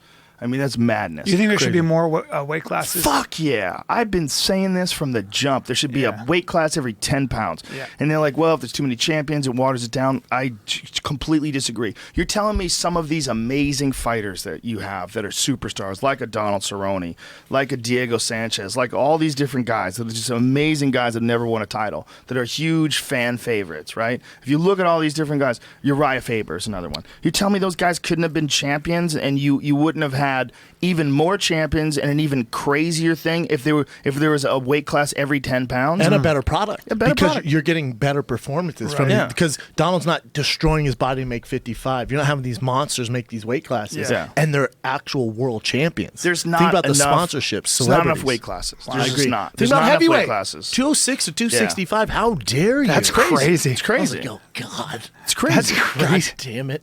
But what's interesting is the best guys seem to like flatten out around 240. Yeah, 240. So my Stipe. thought is, let's make a 240. Let's make that heavyweight, and then 240 heavyweight. to 240 to 265, or More up, world champions, the better. or all the way up. The, How only, about the only time you unlimited? can't. The only time you can't is like a little bit of a problem is with Cyborg, right? Because she's like she goes, I'll fight anyone at 140, but at 140 is I heard from my source it was a beast for her to get to. I think she's the 145-pound Invicta champion. They have a 135 in the UFC. 140. Make a 145. and I think you do 140. Why 40? Why She 5 can make pounds? 40. But why do it? Why make her make it? She's a 145-pound champ. I know, but there's not a lot of all the superstars at 135 can make 140. To make them put on 10 pounds, Build it, they will come. Have her That's fight how it always I'm Frankie saying is. Edgar. right now, Mr. Rogan. But we're right now, trying she's, right now. But you understand, she's the Invicta champion, so she's fighting people in Invicta. Hey, Yeah, look, it's true. It's Look, Invicta. She's better than all of them anyway. Doesn't for matter. sure. But you shouldn't be forcing her to kill herself when 145 is already an established weight class. Yep. Misha Tate was the 145-pound champ in Strikeforce. It's a good point. It's an established weight Misha class. said she would fight her too. It's an established weight class. I think at 140 though. Well, listen, Holly Holmes fought people in boxing as high as 152. But 145 is an established weight class. Who the fuck is signing up to fight Cyborg? How does Holly Holm do Oh, against let's find out. Cyborg? Holly Holm That's has the the best best. She has the best chance Correct. because Cyborg is a ruthless marauder. She's like a berserker, attacker, shoot the box style. Not And this last Holly- fight. No, she wasn't. This You're right. last fight, more calculated, technical. whoop, Right. boom, whoop, boom. Yeah. And those hits, I was like, oh shit. That counter right Leslie, hand. run. Yeah, that counter right hand's nasty. Leslie and she seemed to kicks. be She mad kicks hard. at the stoppage. Knees hard. Of course, she's mad at the stoppage. She's a beast. She should be She's a celebrating beast. that stoppage. She should definitely thank the referee. Yes. The referee saved her from herself. Yes. But she's just so She's a tough. fighter. She's so tough. That's what that you want. She wanted to go out on her shield. Yeah. But she was already gone. Yeah. She doesn't understand. That ground and pound, Yeah. that shit is Yeah, it was El Fedor days. Nasty. She was punching a She's bitch in the nasty. face. She's so much more advanced than anybody else. Crazy. So much more advanced. Again, More- I more think we than gotta Holly, chalk then? it up to Perillo. Interesting. Well, she's different than Holly. Completely See, different. Holly is a counter striker, and Holly also had a really brutal knockout in boxing against a larger woman. And I've nasty. watched it, and I was like, whoa. It's the kind of knockout that you never really fight that way again because you realize the consequences now. Yeah. And like someone gets brutally knocked out, they're aware of that as a consequence, and I think she's become much more of a defensive-minded counter striker, which was super effective against Ronda, obviously. It's better, I think, for her. Right, but it didn't look so good against Misha because Misha was fighting super smart. But it was when also Misha Holly was took her tentative. down. Well, it's also because Misha didn't rush after her. I agree, Misha's but Holly varying was her rhythm. I agree. She's standing outside. Misha fought amazing, but I also thought for whatever reason Holly didn't fight like herself. she doesn't like she to wasn't lead. pulling the trigger. She doesn't at like all. to lead. Yeah. She doesn't like to lead, and she's worried about being taken down. When she got taken down by Misha, we realized why she doesn't like to lead. Correct. Misha took her down, beat the shit out of her on the ground, like destroyed her in that second round, was on top of over. her most of the round, just beating her ass. And so we knew, look, if Misha gets her down, she's fucked. So then she fights like a craftsman to the third and fourth round. She just fights real smart, stays on the outside, edges those rounds, and then Misha's forced to go for broke in the fifth. And Misha wound up taking went her for out broke. and choking her out. Great story, man. So, Amazing. but here's the thing. Cyborg's way better on the ground. I mean, way better on Light the ground. years. And stronger. Way, You mean way way better better on the than ground who? than Holly. Way better. Yeah. Way better. Cyborg wins straight jiu-jitsu competitions. She is fucking strong. twist your fucking she face off. suplexes bitches. She's just made to She's fight. rampage bitches. ragdolling bitches. She and if looks she like a gets on different- top of you, oh Yeah. my God. The Her ground and pound? I was like, what the fuck She are we looks doing? She looks like a panther. Like she looks like It's almost like she was put on the earth for one thing. Like Well, when she's in that ring, that cage, you're just like, To me, no She's- one's doing shit till you beat her. Yeah, she's built herself into that. And you know? it's taken so long for her to finally get her. Now she's here, and everyone's like, God. And even when dog. she's here, man, they did it in Brazil and they did it at 140. They made her suffer. Yeah. I would have, in my personal choice, I would have had the first ever 145-pound fight in the UFC. Let a bunch of people sign up to be the belt. who wants to get in there and Ain't duke no it one out with signing up Cyborg. for that, my man. But That's the problem. But I think you got Invicta girls that are agreeing to fight her. So if you got Invicta girls that are agreeing to fight her, you're telling me those girls wouldn't take a fight in the UFC? Of course they I'm would. telling you, no one would care. Frank Edgar. Doesn't matter. It's the It does Cyborg matter. show. Dude, it's the Cyborg show. Right now it This is. is Mike Tyson versus people that you don't know and you don't. It's Tony Tubbs. Yep. Mike Tyson versus Tony Tubbs. Easy. She has a ways to go before she's Mike Tyson. She just Well, got introduced but to I'm regular saying, fans. when you went to see Mike Tyson versus Tony Tubbs, you didn't think Tony Tubbs was going to win. I'm a Tony Tubbs fan. You went to see the Mike Tyson show. No, I was there to see Tony Tubbs footwork. I'm with you. I'm just saying, if you're Misha's manager and they're like, hey, we need you to fight at 145 Cyborg. I'd take Misha. I think Misha would take that Misha fight would in a take heartbeat. it. But that Everyone ain't else a, like, that nope. ain't a good move. That ain't Everyone a good else move. like, nope. And listen, Cyborg, like, go back to the Gina Carano fight. Cyborg had problems in that fight. So people don't understand. Gina Carano had her mounted. Gina Carano was a tough fucking girl. Hottest fighter of all time. They duked it out. And Gina literally was on top of her, had her mounted. Cyborg Bless wasn't her. the same Cyborg back then, but Cyborg was way more shredded back then. She was like a bodybuilder, man. She Yeah. was terrifying. Like, just the physical, muscular, the muscularity and the power that she had. There's a picture that I'll never forget, man. It's one of, if I have like a list of all my iconic memories of photographs in MMA, there's one where Cyborg is grabbing the head of Gina Carano. She's got her fingers out. She's got an MMA glove on with nail polish on. And she's about to Gangster. punch her in the face. And Gina's face is already fucked up. And Cyborg's holding her head. I'm not trying and to she's see that about picture. to. There it is, right there. Look God, at that. Look at dog. that. Look at that. Come on, son. Damn. That is an iconic photo. Look at the eyes. The It looks like cold-blooded Cyborg's killer. in the back going, shh, shh, shh. Yeah. Go to sleep, bitch. Shut Go to sleep, the fuck pretty bitch. up. She boom. She's Go to sleep, bitch. dropping a right hand on her fucking Look at her jaw right whispering in her there, ear. crushing her. You feel that, bitch? Yeah, and this is, by the way, the cyborg that you're That's watching. But look at the muscles on her fucking shoulder and her arm. And the cyborg you're looking Obrigado, at today, stupid bitch. the cyborg you're looking at today would fuck this cyborg up. For sure. She's better now. at She's that black nail super polish. fucking dedicated, man. She's just doing the damn thing. You ever see some of the videos of her training at Phuket Top Team? Nope.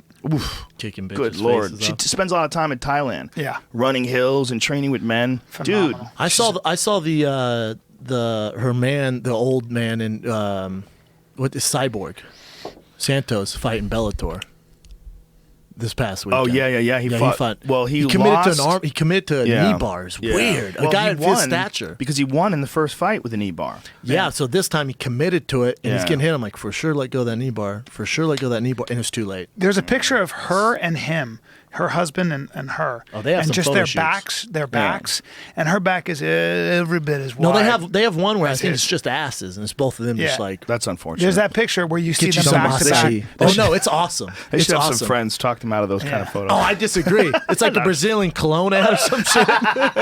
Yeah, yeah. Acai Cologne. Acai. Like the Bumbaya. beach. Bumbaya. But I don't think it's Bombaya. Well, how's it go? Bom dia?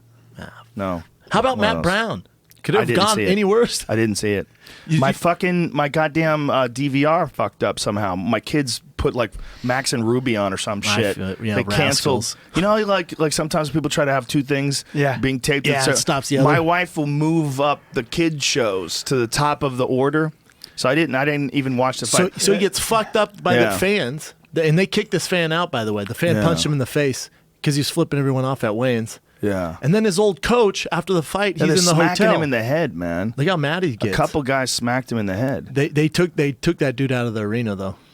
Yeah, but a couple guys smacked him in the head as he's running in before the guy punched I know. him. I'm saying they took one of the guys out that smacked him. Right. Oh, Who did they? punched Well, they him? should have taken all of them. I man. agree, this these is stupid fucked hosts. up that Hey, the guy security, punched. step your fucking game up. But it's embarrassing. God Look at damn, that. look at Boom. that. Oh, shit. He rocked someone though. Oh, yeah, dude. He uncorked a bomb on someone's face. then Damian Maya That guy said- got Matt Brown in the face. Yeah, he did. But then Damian Maya said, "Welcome to my country." Yeah. about to choke your ass out. I love. I Matt didn't Brown, see the too. fight, man. Can we find the fight, Jamie? See if you can find the fight. So we'll do commentary. But how about That's fucked afterwards? up. He's in the hotel and his old coach sucker punched him in the back of the head. That's what I heard. And then got his old coach, Matt Brown's old grappling coach, sucker punched him in the back of the head, and then he runs off. Oh no, you ain't running, because Matt Brown's coaches are around. Lisa Bowling, his other jiu-jitsu coach, they catch this dude, beat the brakes off of him. Is that right? Then he got arrested. Reed Harris was just like, "Hey!" Just went all aggro, caught this dude. It was Punch dope. him. Why'd they punch him in the back of the head? Because they have a history. What an asshole. Yeah, but Can you? I got to pee on my big huge dick. I'll be right Go back. ahead. How rude. Let us know about it. Think about your big let us- huge dick. yeah. He's all trimmed up, huh? Keto kid. How much has he lost? I swear to God, he's got to be. He usually walked around at 255 in every bit. He's probably 240 right now. Has it made 235. you think about changing your diet? Nah. You like eating bread and shit? Yeah, I do well with carbs like rice, and I eat pretty clean. Rice, Yeah. potatoes. I don't mind it. I don't think I'm the body type. I think I'd get even skinnier, dude. For me, I need all the carbs I can get. I sleep well on carbs. Have you ever tried not having them? No. So how do you know? No, I mean I have though. Actually, no, that's not true. I don't. I stay very far away from sugar. Yeah, but that's I And, think the most important thing. Yeah, I don't eat sugar. That's what I was telling people when the first attempt at doing something, I tried gluten, no gluten. Mm-hmm. But I think the real issue is I wasn't eating bread. So if I'm not eating bread, I'm not getting sugar. Exactly. And I don't eat a lot of bread because I'm aware of, because I monitor my body. Like, so if I eat 2 slices, even of really good bread, I notice that my energy it's not the same as if I eat slow cooked oatmeal. I feel really good. Right. You know? Yeah. Yeah. There's definitely some spikes going on, some insulin spikes going Yes. on when you eat sugar and you eat bread, and we're just used to them. Remember, I don't eat a lot either. That's the other thing. Like, I'm not a big Oh, eater we got the to fight. begin with. Here it is. Damian Maya and Matt Brown. Oh, boy. This is round 3? Oh, okay. Well, we don't know what was going on before that, but we assume it was good. They don't look too. Oh, he's Punch sprawling.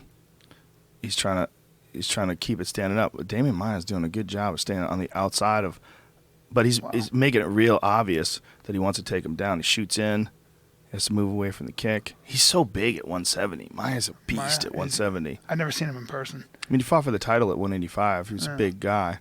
Ooh, good jab there by Maya, and he tries to take down again. And Matt Brown punches him, and Matt Brown gets on top. This is where he fucked up, man. Yeah. You can't do that, dude. That's a trap. Can't let Damien You trap think, you. We thought he hurt him. He didn't really hurt him. Damian Maya did exactly. Brendan Schaub just returns. He did exactly what we were saying about Fabricio Verdun with Fedor. He pretends he gets hurt, and Matt Brown moved in to try to finish him, and then Maya got a hold of him. Are you talking about the ultimate honey dick? And Maya drags him to the ground. This is how confident he is in his jiu-jitsu. He lets him mount him. Fuck yes. I mean, he drags him to the ground just to do this, just to sweep him. And now Matt Brown's Control fucked. that ankle. And now. That whole sequence was so advanced. What he just did there. He let Matt Brown drag him down. And Matt Brown, his instincts as a destroyer were to immediately get on top of him. Because he's not seeing that in training. Yeah. No one's doing that in training. No, especially not allowing him to potentially knock him out with some ground and pound. But Damian Maya's jiu-jitsu is so solid and so slick that whatever shot attempts that he gets off, mostly are deflected, and then he eventually sweeps him, and now he's mounting him up against the cage. And Matt Brown right now is in quicksand. When you have Damian Maya on top of you and your legs are pinned together like that, God, that's that's annoying. terrifying. Ugh. Because what he's done here is he's isolated his legs with a triangle. So by having those legs extended like that, he has no power from his hips. He can't throw any punches, he can't get his feet back under him, and he can't get those legs back. So he's got to commit with his hands. So he's got to push down with his hands, and while he's pushing down with his hands, Maya can punch him in the face. And so finally he gets like his half guard back up, but whatever. Good luck with that. Butterfly, Maya will enjoy that. He'll get these butterflies, and Maya will just sit on your legs, Gonna wear pass. them out, put pressure on you, and then when you stand up, he'll just get to an even better He position. does this for all 3 rounds, by the way. Well, It's this is what he over and over. does, man. He did it to Rick Story. Rick Story is a gorilla. He's a gorilla wrestler who walks around at 200, cuts down to 170, and Damian Maya ragdolled See, him, that wasn't man. that impressive. He did it to Gunnar Nelson. Yeah. And then Neil Magny was like, "Oh, you're on a win streak? That's cool. Check this out." Yeah. He Nom, nom, just nom, nom, nom. How about the fact shuts you that Jake down on the Shields? ground. Jake Shields beat Damian Maya at Sure his own did. game. Grappling contest. Well, Crazy. Jake Shields is legit one of the best in the world as a grappler. One of the best in the world. Jake beat him in the UFC. Yeah. Yeah. But, I mean, but that's saying why. by grappling, yes, Because correct. if they were grappling, Jake would give him a hell of a fucking run. Yep. Jake is a beast, dude. His grappling is absolutely world class. Oh, yeah. His problem in the UFC has always been his speed and his striking. He's just not a dangerous striker in the way a lot of guys are. It's not even that. He's a boring fighter. Well- Not to me, Yeah. to the brass. So if you look at who he's beat. this. He's beat the very best. He's beat, I think, all top 5 guys. Yeah. He's beat Robbie Lawler. Look at this He's beat fucking all these squeeze. guys. Damian Maia, Woodley. Hey, you would know this answer. He's trying to protect himself, but it's just futile. It's just when Maya gets that body triangle around on you, he's just constantly manipulating you. He doesn't try in one direction only. Like, he's setting up escape doors. So if you try to move through one of those escape doors, a new trap is waiting for you. And those traps you're not going to see because Yeah. that's from years and Years years and years of jiu-jitsu. So your basic movements that usually get you out ain't going to happen. Ouch, right in the face over and over. Yeah, don't say ouch though, huh? Hey, let me ask you this. You would know this. Why, when they showed the top contenders in the 185-pound weight class, was Yoel Romero not there? Because he just got cleared to Because fight he just again. he didn't get cleared to fight again. No. They cleared the possibility that he might get a lesser sentence because they found the GNC. supplement that he took. But you're not supposed to take supplements. When you just buy some shit at GNC, Maya's just beating on him and manipulating him with that body triangle, man. Crazy. His you went body to the third triangle. round? But wait, Hey, so look he's at this- not clear? I thought he was cleared to fight in 2 months or fuck something. no. No, well, I don't think they've made a clear decision yet, but they've opened the door for him. Look at that. Boom. Oh, my God. He tried to punch back behind him. I'm surprised Yeah. he did that. Well, he's done Because that's now. exactly Once what it's Maya under the wanted. neck, Oh he's no, done. This one's over. There's not much you can How do. badass is Matt Brown though? Oh my God, he's badass, but I'm just so impressed with Damian Maia. I mean, how do you not be impressed with Damian You Maia? think title He's- shot next for Maya? Fuck yeah, Has to be, right? Fuck yeah, Has dude. to And be. by the way, He's ran through all these young if he guys. gets those guys down, they're all fucked. They're all fucked. Damian Maia, if you don't knock him out, and at 170, that ain't no picnic because he can strike. Yep. He can hit hard, Yep. man. Well, if he decides to strike with Robbie Lawler, it's good. I don't think he will. I don't think he will. He's gonna try to turn him into one of these. I agree. Dude. He's the master when it comes to jiu-jitsu. He is the UFC master because he is, out of all the guys, he's the one guy that's fought the most intelligently with jiu-jitsu. Because look at Fabricio, his striking got better. He got better with striking, but his fell in striking love with it. ultimately cost him. Yes. Whereas Maia is just never gone off track. But this is new though. This new winning streak, because remember before it's like when he 170. fought, Because he went down to 170. Yeah, at 185, he was Yeah. trying to strike with He was dudes, too- and he was striking too too small. much. He was too small. He wasn't strong enough to overwhelm them at 170, or at 185, but at 170 he is. He's gonna be Do you tough. He's think- gonna be tough to beat, man. Fuck yeah, he is. Yeah, I want to see. I'm excited to see Jacare fight Luke. Yeah. Speaking of jiu-jitsu. Well, Luke's got to get past Weidman. You know, Yeah. the rematch with Weidman is going to be It's gonna be crazy. interesting. Look, Weidman made a big mistake in that fight. Before that big mistake, Which it was the a- wheel kick, it- or? yes, it was a very close fight. It was like, who knows what was going on? And now Weidman says he had a broken foot, but Luke said he had a bad staph infection. You know more than anybody. When you go into fights, most of the time you're not 100%. You're not 100%. And with Weidman, from what I hear from his camp and from him, is it was the worst camp of his life. Like, he knew he needed to change things, but he thought he was so talented, he's world champ, he's fine. He doesn't need to do anything. Why was it the worst camp?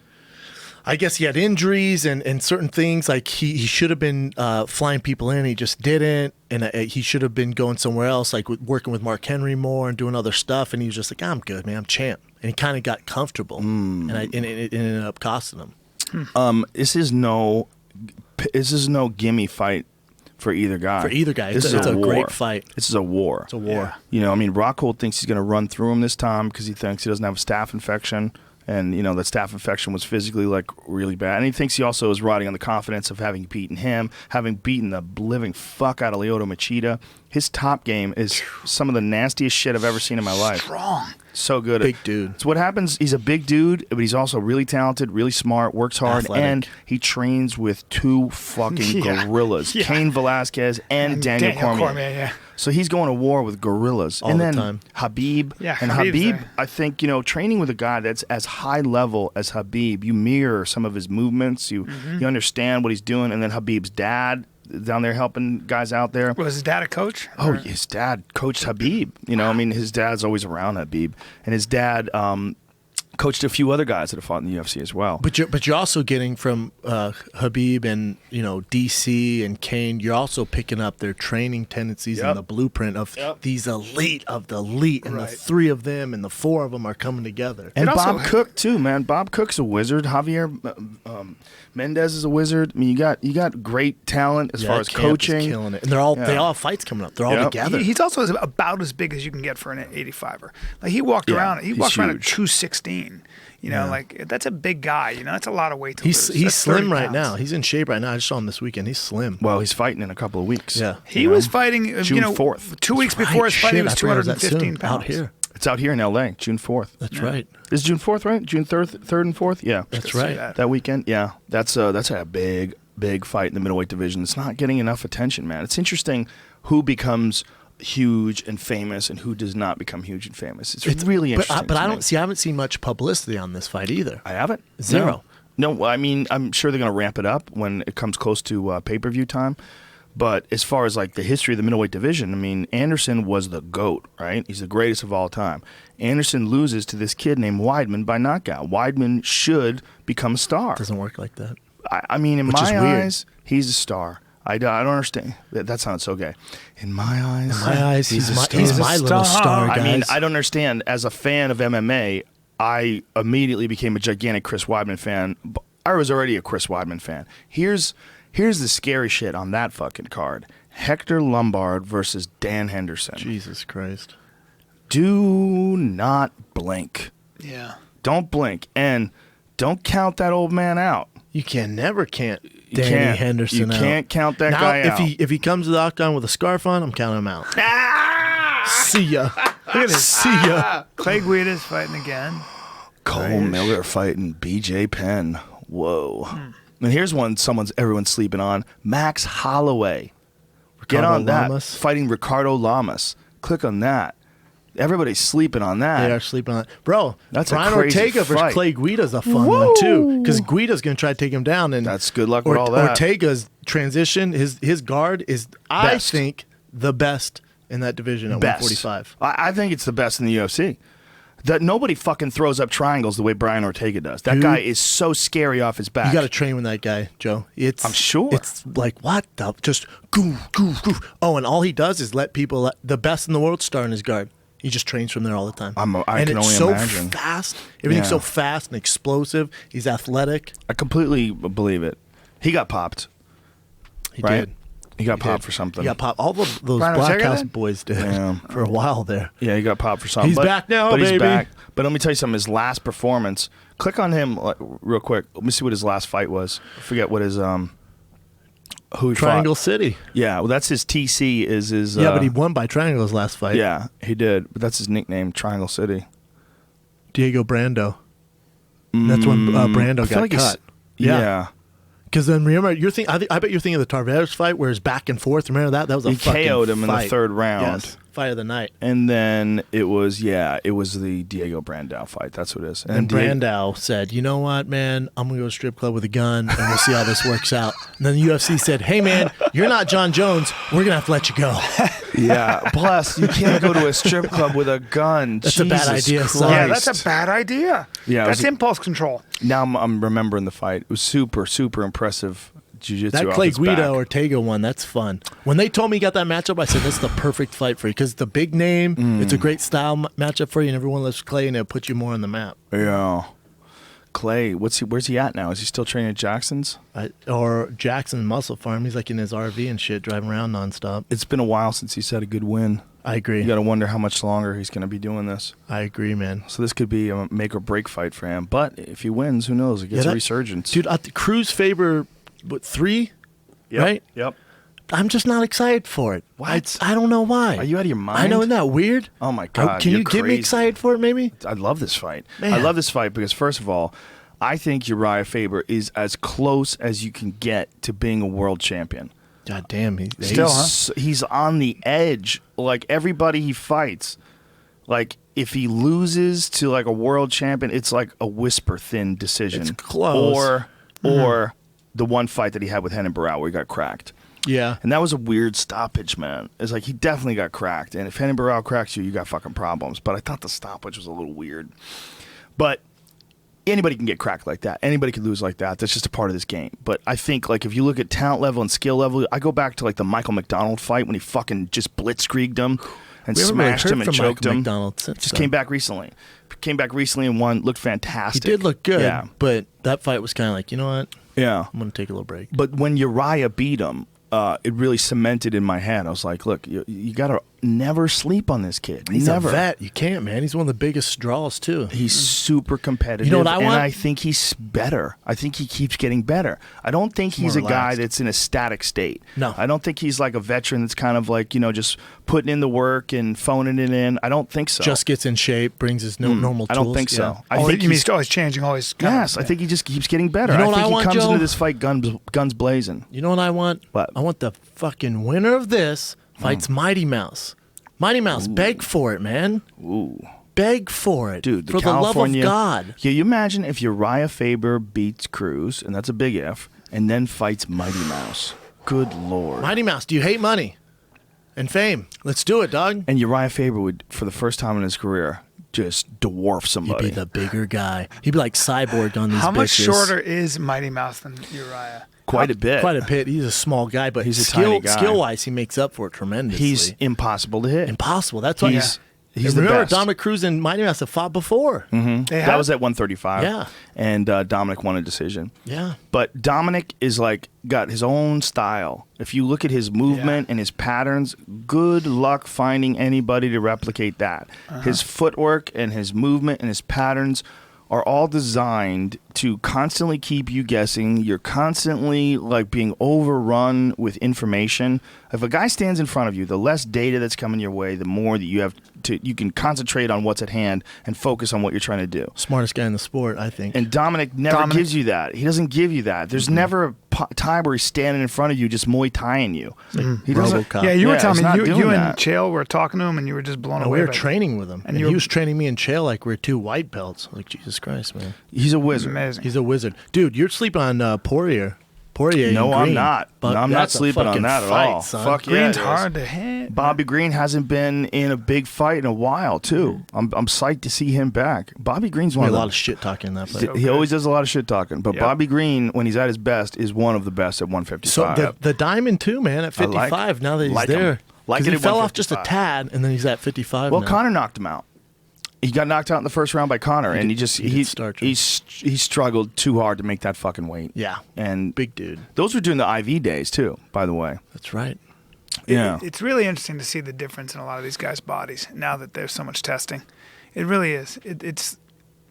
Some of them. Yeah, some of them for sure. It's just that, like, when Some of it's what very I would obvious. always think is if you wrestled and you did jiu-jitsu and you boxed and you kicked, you'd come out looking very, very muscular.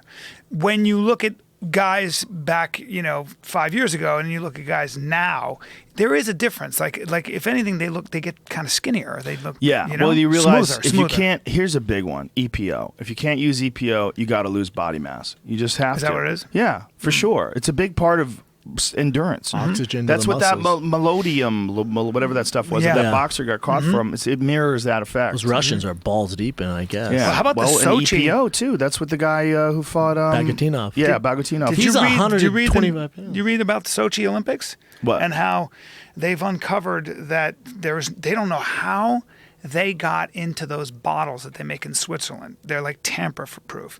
But however they did it, they're drawing this whole thing where they think 100 athletes in the Olympics were cheating on the Russian side, and the information came from the Russian guy who ran the lab, and the other two guys that he worked with mysteriously died. So this guy exiled himself to Los Angeles. He ran the entire lab, and now he's coming clean, saying, "Well, he's a snitch. our intelligence operatives were basically involved in getting clean samples to WADA, etc." Why is he snitching? And it's basically out of a Why is he doing this? because his two colleagues were killed. El Chapo Were style? killed because they knew things. So he went. So just I'm move next. to L.A. and shut your mouth. That's what he did. No, you can't because shut Russians your will mouth. get you. You can't shut your mouth He can't, if 'cause he had he to prove shuts his he mouth, was- they'll still get him. Yeah, and he had to prove that his life was in danger. Yeah, you don't think they'd get you if you shut your mouth and you move to LA? Oh, you made it. You're at home base. You touched base. Yeah. They killed that guy in This D.C. isn't the movies. They This killed is it. Russian intelligence can find you. Who'd they kill in DC? This guy, he was found that's found right. dead with blunt force trauma to the head. I wonder how that happened. Yeah, but here's the thing: the autopsy, like they didn't do an autopsy for a long time, and initially the cause of death was ruled as like a heart attack, and then they found blunt force trauma on his head. How do you Yes. miss that? Yeah, Two black find that guys, story heart attack. because it's a spooky story. Yeah. Ex-aide to Putin died of blunt force trauma at DC hotel. Medical examiner says, but like, look when they found him, and look when they actually made the autopsy claim. I think it was like quite a bit of time. He actually Look at him, suffered died injuries from blunt force trauma. Yeah. He got kettlebelled in the fucking head. That's what they did. Some tough Russian, guys. some Russian Yeah. fucking kettlebell. Yeah. They Some tough tied guy. him up. They tied him up, and then they just did fucking swings right at his head. Dude, can you imagine that? Dong. Someone killed you with a kettlebell? Just being Yeah, tied see? up by some Russian thugs and getting fucked up. Fedor's that. brother. Look at that. It said family members told Russian news media in November that they thought Leslin had suffered a heart attack. That's when they put that down in November. So when was this article where they decided that this is really recently? It's March. Yeah. See, so there's all those months that went by before it was announced that he was killed. God. In a hotel. And now they've beaten been to caught death. just blatantly cheating in the Olympics. Yeah, And but this is a Not guy that surprised. says this. I don't know that there's been. I've read the article. I don't know that there's been definitive proof that everything he's saying is true. Well- That he hasn't exaggerated. Well, the something. New York Times ran 2 articles on their front page. Right. And if the New York Times is going to do that, they've checked their sources. Yeah, but it's not a matter of checking sources. Like, what is the more of a physical? story. What's the physical evidence that you have? The physical You know what proof. I'm saying? Like, Yeah. there very well could be a story there that the New Yeah. York Times must run, and I'm sure that they check their sources. But is there anything that they can hold up and say this needs to be examined because this is proof positive that No, it'd be Yeah. everywhere if they did that. See, I don't It'd be on CNN. Yeah, see, I don't think it's there yet. But look, it's 100% going on. 100 I don't. Is anyone surprised? No. of No. course not. Well, Nowitzki told me straight up that they're figuring out a way to move around these things. Sure. And that while he's doing this, he's like, I always know. And Nowitzki is Jeff Nowitzki, who's the guy who caught Lance Armstrong, who's the guy who works for the UFC now. He's for people listening to this. AKA the Golden Snitch. Yeah, he's the guy that catches guys doing everything. And, you know, they're on top of the For latest and the $32 greatest. million And he's, yeah. And of for, the government's money. and the latest, I know, he doesn't want to admit that. Our money. He wants to Our pretend. taxpayer money. He wants to pretend that it was way less than that. He was giving me like a figure on the show, and I that's heard. that's why Lance Armstrong came on the show. Because what he's not counting is like salaries and flights and all this stuff. What they're counting is like the amount of money they actually had to spend, like on vouchers. So that's No, so bitch. that's the government. So that's the federal government with unlimited resources spending $32 million on a cyclist Who's who not might hurting have been- anyone. who still might have going been after him, cheating. by the way. God, Still damn. going after him. They're Yeah. going after him now for $100 million still because For the they said he sponsors and everything? defrauded the government Yes. of how much they paid him because he raced for Right. the post office. Who Right. gives a And- shit? you but rate- it's your tax dollars. But here's the thing: if you race for the don't post pay office, tax. the post office is the government, so they charge you for 3 times what you took. So if you took 33, they're charging him for a million. How It's stupid called is it? tyranny. For riding a bike. Yeah, and 33. They go after him for 100. write a which is letter. insane. Write a letter to the government. See what happens. Is Nowitzki the ultimate golden snitch? No, Why do you say golden snitch? What's a Golden because he's at another level. just But he's not a snitch. He's an investigator. Yeah. He's not like a guy Doing who's his job. involved. A snitch would be Victor Conte. Victor Conte is a snitch. Yeah. He got Because caught, Victor Conte rattled on him. got but he didn't even rat on people when he got caught. You can't even call him a snitch. You call him a post-operative. Because he Victor like Conte? he used we to call do them it. rats where I come from. But here's the thing. He used to be involved in it. He's not involved in it anymore. Now he's going after people who are involved in it. So what is that? That's like an informer. yeah. But can I ask you a That a question? snitch? Did they ever actually? That's not a Snitch. snitch. Jamie is it? says yes. But Joe, It'd kind of be a it's- snitch because he's revealing all this backstory Right, and like. but he could be reformed, and since he primarily concentrates on combat sports athletes, you could see him as he's helping people. Like he's keeping people from cheating Conte and hurting or- people. Yeah. Conte. Could you see it that way? Sure. But he benefited. The reason why he has a name the Right. reason why he got so big is because he was helping so many big name athletes. Right. And then now he's against it. But should the be my fact friend. that he was helping all those big name athletes, should that disclude him from being able to realize the error of his ways and make an attempt to try to clean up the sport? Is that possible? That's possible. It's possible, right? It's possible. That's how I'd hope to look at it. Did they ever find physical not in my gang, evidence? though. Physical evidence, a test that showed that Lance Armstrong actually cheated? Or No. did No, they've Lance, never they caught never him. did. So 500 tests or whatever it was. Whatever it was. Passed all of He them. passed all of them. $32 million later, but finally he admits that he used performance-enhancing drugs. To Oprah. Yeah, but it's very interesting to me. What do you think the benefit of that was? And I do think that there's a benefit to going after people who are cheating, who are trying to change the playing field. I know everybody Not does. riding a bike. I know everybody does, but it's a difficult thing because Well, first of all, it's not an American game. Mm. You're in another country, Mm-hmm. so you're giving someone some sort of you're investigating them being involved in something that's not even taking place on American soil. So that's the dubious right there. Right. Second of all, you are saying as the post office, you're suing this guy for all the money that he made while he was cheating and using drugs. If you don't know that cyclists are cheating, what the fuck are you doing in the cyclist business? Yeah, go because ahead and I slam your know face in the I'm a door. comedian living in Exactly. LA, and I know they're all cheating. Exactly. So But how the do other I thing know? is, how much did he do for the U.S. Postal Office? And lot. also, A lot. And we for didn't cycling. we And didn't for give a cycling. fuck about cycling until Lance Armstrong started kicking ass. Correct. And how Right. much money did he raise for all this cancer awareness? A lot. How Hundreds many of people millions. were wearing those yellow wristbands? Right, but that doesn't. Here's the issue. This is where he fucked up. He sued a bunch of people that were telling the truth, and he used his money. That's where he fucked up. that's bad. That's where he's a bad guy in And that part. well, but he- also in his sport, you know- you have to go down to 15th place. They were all doing it. It's a level Right. playing field. Right. So it was about everybody was ratting on everybody. They got caught. They were giving people up. There was a lot of that going on, and Lance Armstrong started suing people when they were giving up him. That is where people have an issue with it. Me too. And with his What about mind, the he's people protecting snitching on him? himself. Right. Yeah, Exactly. I can see both sides, but I'm with Lance Armstrong. Like, dude, you're snitching on me. I got to protect myself too. Exactly. And can you see guys that as started well. first snitching on me. Right. And the snitching, if we're boys, the snitching is worse than the lawsuit. By far. By far. Especially if 'Cause we're a this- team. yes. We represent America. But some of those guys weren't his boys anymore. They didn't like him anymore. so why snitch? Very though? few people like. I'm with Lance. you. Did you get anything out of it? I'm with you. I didn't want Whoa. to say the word. But I a said lot of people fat. didn't like Lance Armstrong. They get actively emotional. disliked him. The same reason why they don't like fucking Michael Jordan. Let me tell you something. 'Cause they Lance win. Armstrong was on the podcast. He wanted to know what number the podcast had gotten up to. What's it up to? Is it up to number one yet? Because it was like Wow. number 2 in the country. Tell me when it hits number 1. When it love hit number that 1 in the podcast. country, I ought to let him know. That's the only How way many he can downloads are we relate. getting? The Like, only he way he wants can to relate. know. Is he getting more than other people's downloads? Like he goes, I'm real. He's open about it. He laughs about it. Yeah. He's like, I'm fucking competitive. Like, you know me, I'm competitive. Like he wanted to have the number 1 podcast of all I time. don't think that way. Fuck, I wish That's I did. why you're not Lance Armstrong, bitch. That's why you just wrestled in high school. Though. Hey, I did jiu-jitsu with Henso Gracie, and I got my blue Hey. belt.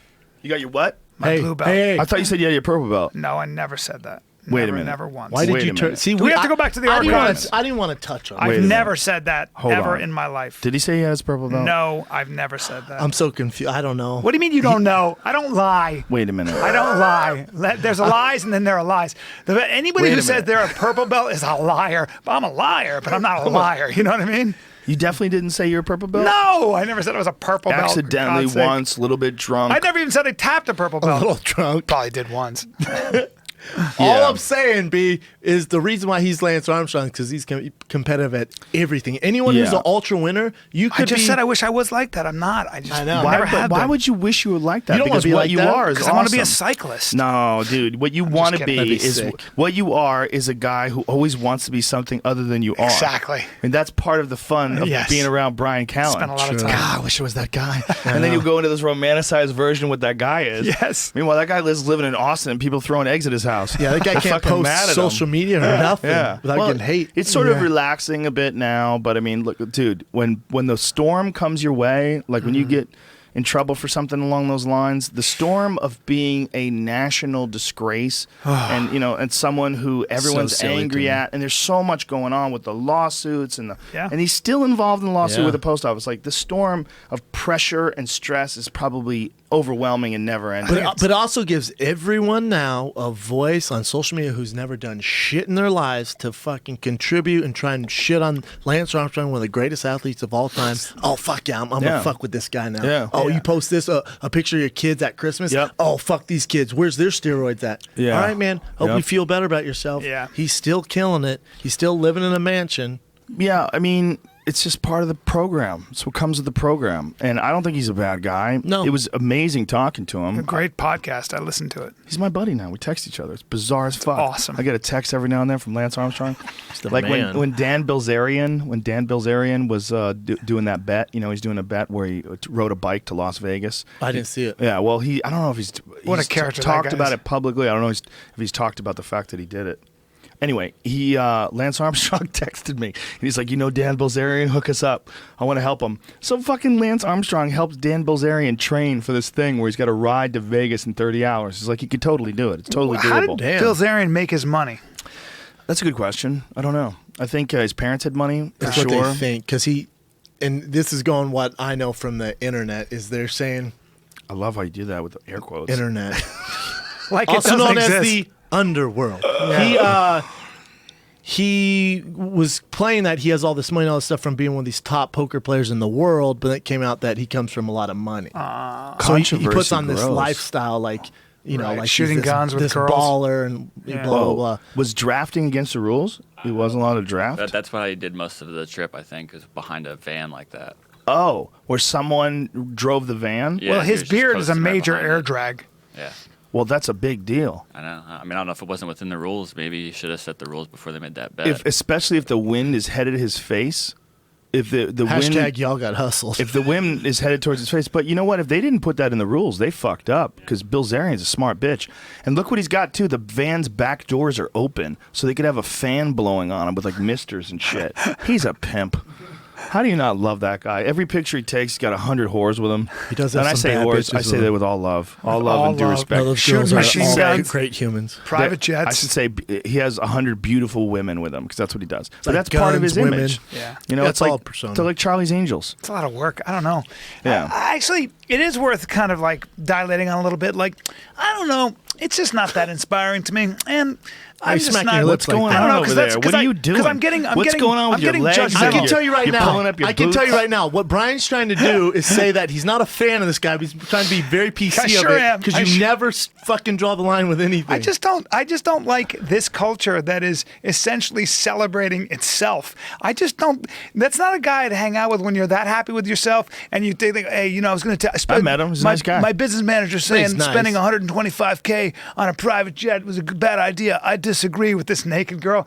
All right, I'm sure I'd love hanging out with him, but it's just not that inspiring to me. I Okay, don't know. but you have to realize that people doing this are akin in a lot of ways to gangster rappers. Like what they're doing is putting out an image. That image becomes popular. That popular image equates to millions and millions of followers on Instagram Ugh. because he's manipulated the media. Ugh, to all and of he it, can, though. but he can use that to promote himself Okay. in all sorts of different ways, and then he becomes a business. Promote himself. Exactly. But that's what but- you do when you're promoting shows. But What at I'm least- saying is like a person promotes himself on Instagram where it's a girl who's got yoga pants and a nice big butt Yeah. and she makes money all of a sudden doing squats. Yeah, not mad at You know what I mean, her. there's a lot of those people. But there's a difference. yeah, look at that. Look what he's 17 doing. million. But Brian, what's the difference between a girl sticking her butt out or him? He's got 17 Nothing. million There's Instagram no followers. difference. You're just saying it's not Right. inspiring. Yeah, I'm saying that Right. at least, like, don't you think it's a little bit maybe like the difference between you see a body that's built for something, like if you look at Joe Schilling's body, it's built for a purpose, and then you see somebody who's a bodybuilder, all due respect to bodybuilders, is a hard thing to do. Click on that but it's girl's not, butt. It's Yeah, just please. not that cool. I don't know. It's Brian, not- 300 this Brian- has 343,000 Brian, you're likes, saying Brian. he doesn't have he doesn't have skills. You're saying he doesn't possess a Look, skill. His skill is self-promotion, but Yeah. it ends there. But So he's it's a wizard at it. self-contained thing. But, Yeah. but you say that, but how do you know? Because he's also a professional poker player. Yeah. He makes millions of dollars gambling. yeah. So they say. So they say. I That's don't know about that. debatable. Is it Yeah. debatable? Yes. Yeah. Well, didn't he From what win I this have. fucking debate? He won this $1 million bet to go to Vegas. I know, I but mean, he did it. I mean, he worked hard. He worked hard for 5 weeks to do that. It's not like an empty guy with no character. It might be just a I don't wild. know him. I don't know him. And might that's be what a I'm saying. business He might beast. be a wild, fun-seeking motherfucker that's actually pulling it Who's off. a marketing Look, genius. Yeah. if you were a guy that didn't have any set of skills, and all of a sudden by hook or by crook or by luck or by fuck, you find yourself with $100 million. Oh, I'm running with it. Wouldn't you want to live like this? That's exactly what no, If I you I don't wouldn't. have any kids, No. you got a mansion on No. the top of the hill, No. and you don't have any Bryan skills. Callen. No, I wouldn't. I try Okay. to make a difference. Brian, you Brian. hang out with people that are way more shallow No, than him, I don't. so shut the no, fuck I don't. up. No, I don't. I do not, sir. You Well, are did wrong. we talk? Hold on, stop for a 2nd and just consider this. I don't want to attack you. Yeah. But did we not talk about someone before this show that you used to hang out with all the time that is equally as fucked up as that guy? I'm trying to think of who. Whatever. Do you mean right before the show? Yeah. That's just too complicated. Listen. No, the answer is You know I who don't. he's talking I don't about. know the guy. Yeah, either do I. I've met him. He seems nice. I know. I'm just saying. Brian likes that guy 'cause he has I skills. don't, I don't if you think give he me has 100, to be. If you give me $100 million, listen. You give me $100 million. You know what I'm going to do? The responsibility. Don't say and I'm not charity. saying I'm gonna I'm break going to your try to mic. make a difference in the world. God damn it. And you trying to do that now? I am. At least with the telling skills you that I this. have. What are you doing? Well, I'm trying to be as original as I can be. you're not as a gonna open a stand-up charity. comic. But B. Brian, you're doing that because you enjoy it and because you're entertaining people. Okay, you're Right. not going out seeking to make a difference in the world. You're going out having a good time, doing Well, a good first of thing, all, making it good, doing a good act. That's exactly right. But I also do try to make a difference in the world in my own way, charity-wise and things like that. I do. I spend money on charity. I spend money trying to make the world better. And if you don't- give me $100 million, But you're I'm not gonna a do guy. that. But let's be honest, you're not a guy who's like really promoting charities a lot and talking about it a lot and giving money to No, go, but at least what I'm GoFundMes trying to and- do is go. Let's say let's just You're take talking to your stand up. two friends here. No, but let's Yeah. just take Come on, stand up. son. Let's take stand up. So stand up I for like me. charity I'm trying too, to but- for me with stand up. At least what I'm trying to do in my own mind is surprise myself and come up with see what I'm made of and try Right, to you're be the best I entertaining can. people doing your thing. Yeah. Right? It's Now- great. That's your way of This is giving not, back. This is not a criticism of your stand-up. I think you're hilarious. You know I love you. Yeah. I What think I'm you're saying awesome. is that I think there's a difference between the skill of stand up, for example, and coming up with a body of work and taking all that money and shooting guns and being on a private jet and having chicks around, See, right? here's the problem. How do we know he's not giving to charity, though? Listen, man, you don't know that. And here's the other. He might be. I don't know. He might not be. Who knows? But what I'm seeing is a show.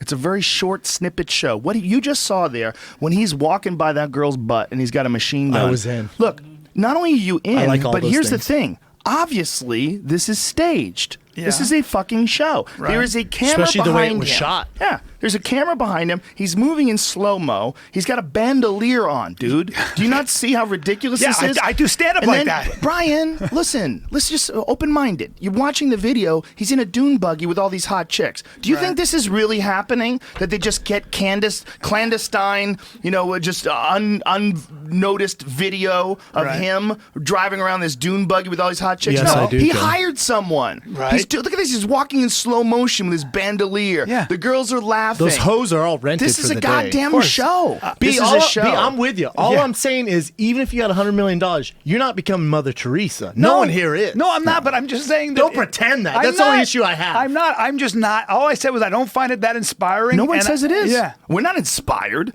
We're not saying, Jesus Christ, Dan Bilzerian makes me want to go give money to charity. No. I'm just saying, why even be upset? I'm Like, not to me, upset.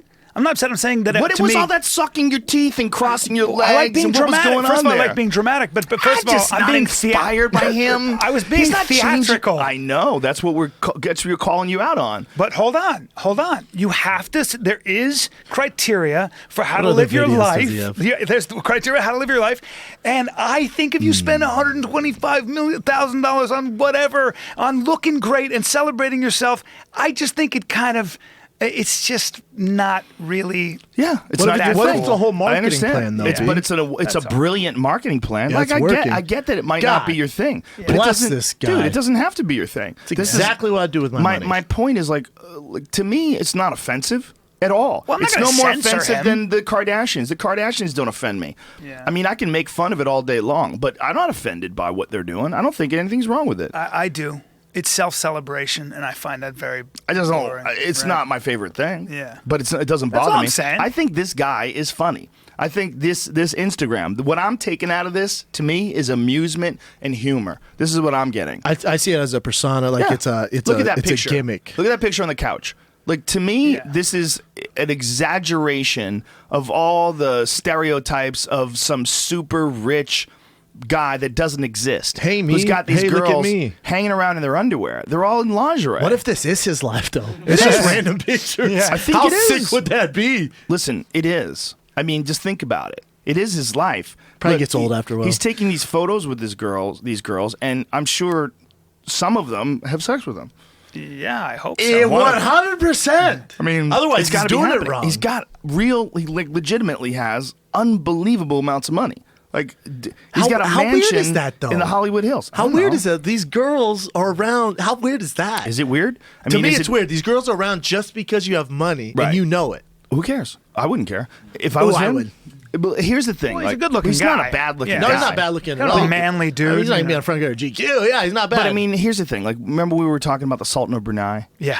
who hires these girls and he pays them like thousands of dollars a day Right. to hang out at his house, and he fucks them occasionally. He decides who he wants to fuck. He has like a whole disco built into one of his palaces. he's a prince. And he comes down, he sachets through the fucking room naked, does whatever the fuck he guy's wants. awesome. Yeah. He's And like he just Aladdin. Picks the girls he wants to bang and brings them up to his room. But Right. all of them are getting ungodly amounts of money and jewelry Sure. and diamonds and all this shit. So we look at that guy, we don't have a problem with it. Well, I never said I didn't have a problem with Do you have a problem with it? It's not that I don't have a problem with that it. gold It's- Rolls it is Royce, fucking son. Rolls Royce. What's up, son?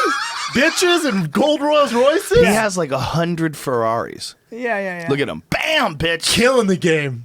Yeah, but killing what game? Like, Killing why the are these gold- expressions? killing He's the fucking golden killing genie game. The life game. God. Look He's at killing his the real Aladdin. golden gluttony, outfit on. gluttony and excess Oh, Brian. and vanity. Oh, Brian. It Can't is, you just- right? But yeah, of course. Yeah. But that's the you're doing duh. Like duh, it's gluttony, but it's hilarious. He Come might on. be doing some shit for his people though too, B. Oh yeah, how about not? He might. He Look at that might. fucking house, He though. might. Hey, Maybe hey. he might be. We Take it don't easy. know. Take it easy. We don't know. That's the thing. That's his fleet of cars.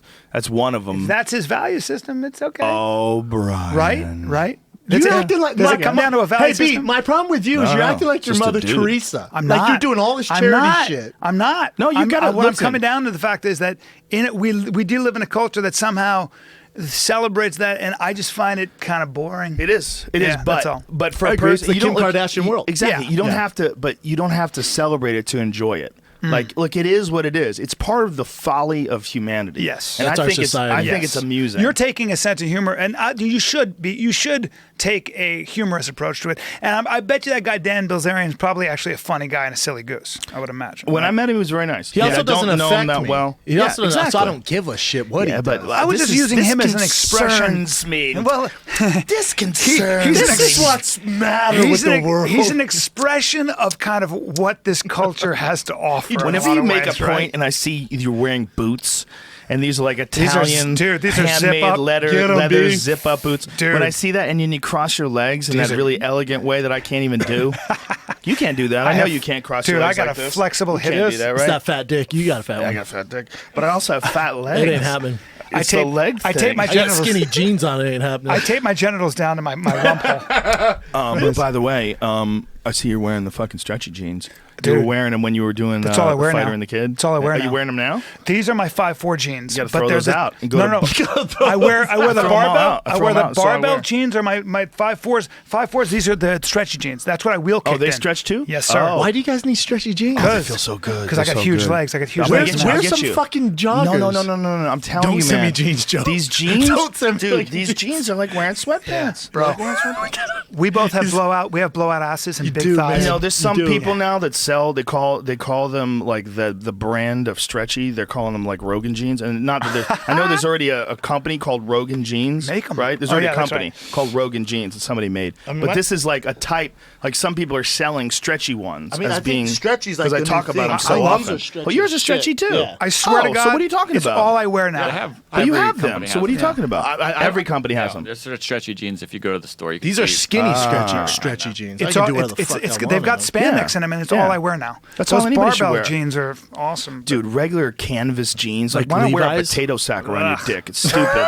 It's all fucking scratchy and itchy. Like, hey. I want something that's going to hug my fucking legs. Well, I used Show to, off that rump. I used to have to wear Lucky Brand jeans. Like, there's a certain because Lucky Brand jeans is a thicker cut. There's like a few different like companies that'll make like a thicker cut that'll fit my troll-like legs. Well, you got a small waist but big thighs. Yeah, and it's my upper thighs are the highest. Yes. That's like where it's way thicker. Yeah. All that from it's all kicking stuff when you do it like as a child, like you developed in that way. One of the highlights of my life, and I'm a skinny guy, the highlights of my life was when I was at John Varvatos trying on impossibly expensive jeans and couldn't fit my calves or my upper thighs. They were just too tight. You And were so happy. Oh, I looked at the guy in Your Malibu. calves and Believe your well, upper I thighs? got huge calves. I got You big got some calves. calves on you. I got the biggest calves. Well, in they're the world. big for your rest of your body. You said the But biggest if in you the were a world? bodybuilder, I'd be Will stuffing Sasso them filled begs with the difference. oil. Dude, I got Will bull hearts. Sasso's calves are ridiculous. Yeah. They don't even Dude, look Bull real. hearts. Bull hearts. He's got bull Straight hearts. up.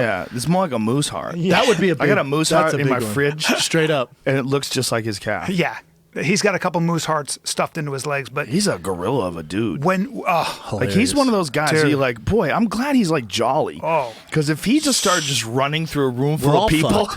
no, We're no. all fucked. Even I- including me. We're all fucked. Dude, he just bowled me over. I pushed him into a room with a bunch of people who recognized him, and I pushed him into this room, and I went, "I'm Will Sasso," and everybody looked up and went, "Yay!" and he turned, and I tried to hold the door, and he pushed the door and sent me into the street. He's 330. He's Dude, a he fucking makes giant. me laugh hard. Oh, he's the funniest guy. Will Sasso, you should have him on this podcast. He's, to me, him and Zach Galifianakis, funniest people in the world, just off the didn't cuff. he do your podcast recently and bum you out? Wasn't it like? No, he was bummed because he didn't bummed feel out? well. He was sick as fuck. I But was like, bro, the first thing he said is, he goes, "If you're a homeless person, I don't know why these guys just don't grab a seagull, kick it into the ocean, break its wing, and fucking eat it right there." We're like, all right, this is silly, gonna get man. weird. Whoa. yeah. He's fucking. He came out. He was just sick. He's like on a bunch of antibiotics. Will and stuff. He's Will sick. is fucking hilarious. Will is jaw-droppingly funny. Where did we hang out with him last? Was it in Vancouver? After UFC? He's Canadian. I feel like it was at the Comedy Store, wasn't it? Or in Irvine? No, we went to dinner with him at a restaurant Yes. in Canada somewhere. Yes, I think Was it it was- Toronto? Maybe it was No, Toronto. no, it was Where did we it do was a gig Vancouver. together? Was it I think it Vancouver? That Yeah. motherfucker's like Tom No, Cruise Toronto, in Canada. Toronto. Was it Toronto? Yeah. So much fun. We hand me Good that real dude. Steve over there.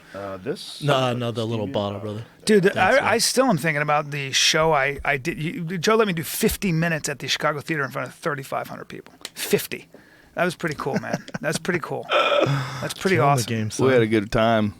It's funny how a giant crowd like that, though, in some ways, is so different than like an intimate crowd. Yeah. Where it's like, Timing's different. the laughter kind of rolls and you got to wait. Whereas you're not aware of your effect with a huge crowd like that in the same way as you're aware of your effect with 200 people. Have know? you ever sat? You know what's a really good thing to do is sit in the audience when someone's on stage like that. If you ever get a chance, like if you, I went to see Lewis Black. I was working the night after he was at a theater in New Jersey, and me and Diaz went across the street to the theater, and we sat down in the audience. We actually got like seats in a nice spot, but it was a nice spot like in the middle towards the back. And I was amazed at how difficult it is to understand what he's saying once the laughter rolls. Because when you're on stage, you hear your mic, you have monitors that are projecting towards you, and you're saying things, and the punchline hits, and then the people laugh. You have to be real careful what you're saying while people are laughing. I'll miss it. Because it's different than a comedy club. In a comedy club, you can just hammer over it. Yes. Like there's 200 people in there. You say something that's funny, they're laughing, and you can add a tag in the Yes. middle of it, and it makes it even funnier. Like Yes. Joey Diaz is the master of that. He just like in the middle of people laughing, he'll slam you with something else, and then slam you with something else. But in a theater that's like 3,000 plus people, you have to wait because when I was sitting in the audience, it occurred to me, I'm like, oh. When people are laughing around you, it's like people yelling at you. They can't Like you hear. can't hear what's up there, It's and the interesting. speaker's way the fuck over there. It's so and way the interesting fuck to over me. there. Like you Guess even who, wait said- a minute. Guess who's doing really well with his 10 minutes? When we do our live show, I make him get up there. I'm like, you're going to do stand-up. Dude, 900 people, Chicago, had him dying for 10 minutes. I looked at his brother, I go, your brother's doing stand-up. He's done this maybe 10 times, and he's fucking killing it. And adding shit in the middle of the act. Like adding shit I hadn't seen. Like he's playing with the crowd and reacting and then adding something else. I was like, this is fucking beautiful, man. Well, it's They're totally doing different stand-up. than doing this. Like this without a crowd. completely different. Oh, yeah. Completely different. But you're always funny doing this. Just remember what you said and repeat it. Yeah, that's all I do. I tell a story. Like I have different stories. I'm just telling stories and I add stuff to it. But going back to your point about the theater, I'm brand new at this, so I thought everything was the same. And Brian and I went to do the show. It was like 700 people sold out, but it was a giant ballroom. And Brian's like, now, don't get discouraged because you're not going to be able to hear it as well. So I'd like, do some of my bits. I could like kind of hear him laughing, but it's kind of, you're not getting that. And I'm like, what the fuck is wrong with these people? High ceiling. And then when we got to the back, I was like, fuck them. Brian's like, no, man, I told you. So, because I go based off the crowd's reaction. We'll get off stage, I'm like, dude, that was a sick show. Or, dude, that sucked. And he's like, no, I'm telling you, you're not going to be able to gauge it off this. Because we've been in small comedy places where I'm like, holy shit, I'm like fucking Joe Rogan up in this bitch. Like Cobb's was amazing, yeah. And then there's other ones where I'm like, what the fuck is going on with these people? He's like, it's the venue we're in. Well, even Cobb's is kind of interesting because Cobb's is like 400 something, and the ceiling's rather high because it has a balcony. Mm-hmm. So like the Cobb's old Cobb's was crazy fun. The old Cobb's was like, I want to say like 150 people max. It was probably less than that. It was really small and it was tight. And I used to do it. A lot of people used to, like Don Marrero used to do it and take a loss. He could get more money other places, but he would do Cobb's just because it was so enjoyable. That's cool, man. Everywhere we go, I have all the famous people on the walls. I always take pictures. I show you pictures. I'll like send you a picture. Like, look who's here. Yeah, bitch. Big time comedian. It's like, yeah, quit sending me pictures. I'm always like, look at my boy. Like you're new to the game. I'm thinking like selfies with you. Like, what the fuck you doing? You've been thrown into that. It doesn't bother me. I think it's funny. It doesn't. I'm not going. Yeah, I know where you're at, bitch. And then we had a manager go, you're at the Wilbur, man. This is months ago. And he goes, just let you know where you guys are at. So Rogan sold out 4 times. And I was like, why the fuck are you? Yeah, okay, cool. And Chris Rock sold out Madison Square Garden. What's your fucking point? Is the point? What, are you trying to hurt my feelings? Who's saying it's this Joe, to you? for this guy who deals with the Wilbur. I'm like, it's the fucking. It's a giant theater, man. I'm very aware of what Rogan. Why are you even bringing that up? I'm like, and LeBron James dunks the basketball better than me. What's You your should tell fucking him. point? Listen, bitch, I've done stand up 34 times. That's it. Yeah, I wish 34. By the way, How many times have you done it? No. only at live shows. How many live shows have you guys done altogether? Probably 10, 15. Yeah, That's 10, it? 11. Guess No who's gonna way. Guess who's gonna be doing stand up at the Wilbur this Friday in Boston? That guy right there. Go on up. It's gonna be. I don't know. We're selling a lot of tickets. The Wilbur is one of the best theaters to do stand up in because it's a 3-tier and it's shallow. Wow. Meaning the people are right on top of you. Huh. So even though there's more than 1,000 people in the room, it feels way more intimate. It seems like a bunch of 300 seaters stacked on top of each other. It seems Wow. like the same. I can't wait. You get Tickets available at tfatk.com. Yeah, you get a feeling like a 300 seat theater, but a roar of 1,000 people. I can't wait. It's dope. Because then we're in New York too, and doing our bit in New York would be crazy, man. Well, I took Tony Hinchcliffe with me to Boston, and now he's going to go back and headline that place. He's going to do the one night at the Wilbur in October. There it is right there.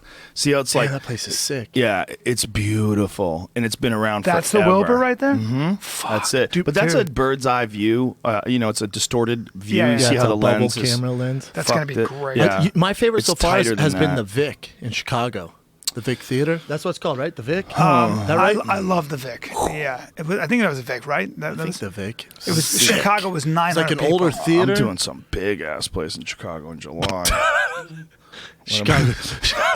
I love Fuck Chicago. your Vic. I'm doing. Where's the Chicago Bulls play? I'm selling that bitch I'm doing out. the Civic Opera House. Damn. I'm doing an opera house. I'm gonna sing. Damn right you are. Just started off like that. Maybe I should have someone. I'd hire someone to sing some opera That'd be before the show. sick. Just one Can song. you name one opera song? Who's the blind guy? No, Bocelli? but Jim Jeffries does opera. He used to be an opera singer. What? Yeah. No. Yes. The last guy I Put would that have thought photo up. That's a really good photo. God damn, that's sick.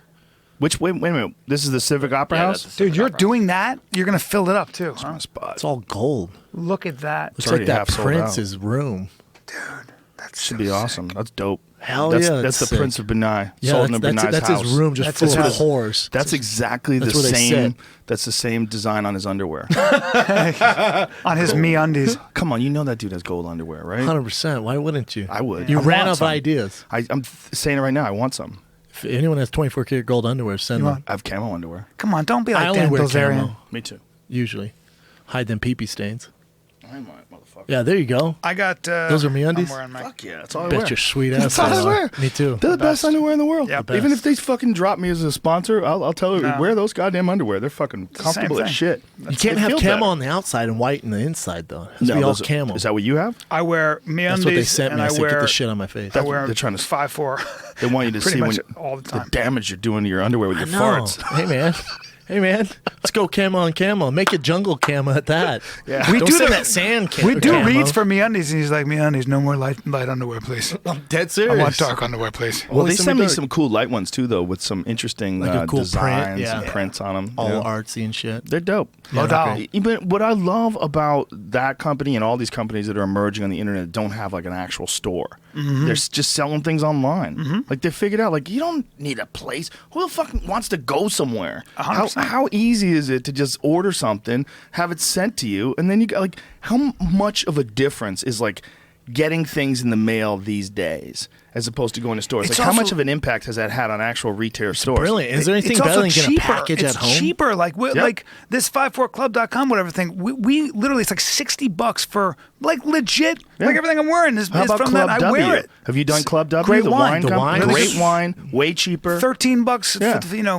for really good wine. So you're right, man. They cut out the everything we do. Every one of our sponsors, I actually use the products because they're good. Me too. you know? Me too. I love that. I mean, I haven't made a website yet with Squarespace, but I want to. And Yeah. but the other things like Dollar Shave Club, I don't buy razors anymore. Yeah. Did you ever use that butter shit? That Carver's butter. Oh my Carver's god, butter. it's Yeah. so Yeah, nice. we're trying to get the guy who started that company on because he's really funny. Who does all the commercials? Oh, does he? Yeah. that's him. The guy. Yeah, who, he in started. The He commercials? was an improv guy. Started Oh, a that's fucking funny. company.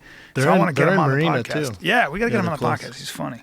Well, I just love this time. It's fun because it's really the same thing that's what's going on with podcasts. You guys don't need like any sort of you guys kind of have a company though. You kind of Yeah. have Fox. It's weird. No, I mean, not really. We have them because again, they don't tell you what to do. They But can't do tried. anything. Not well. They They tried did a when we little first started.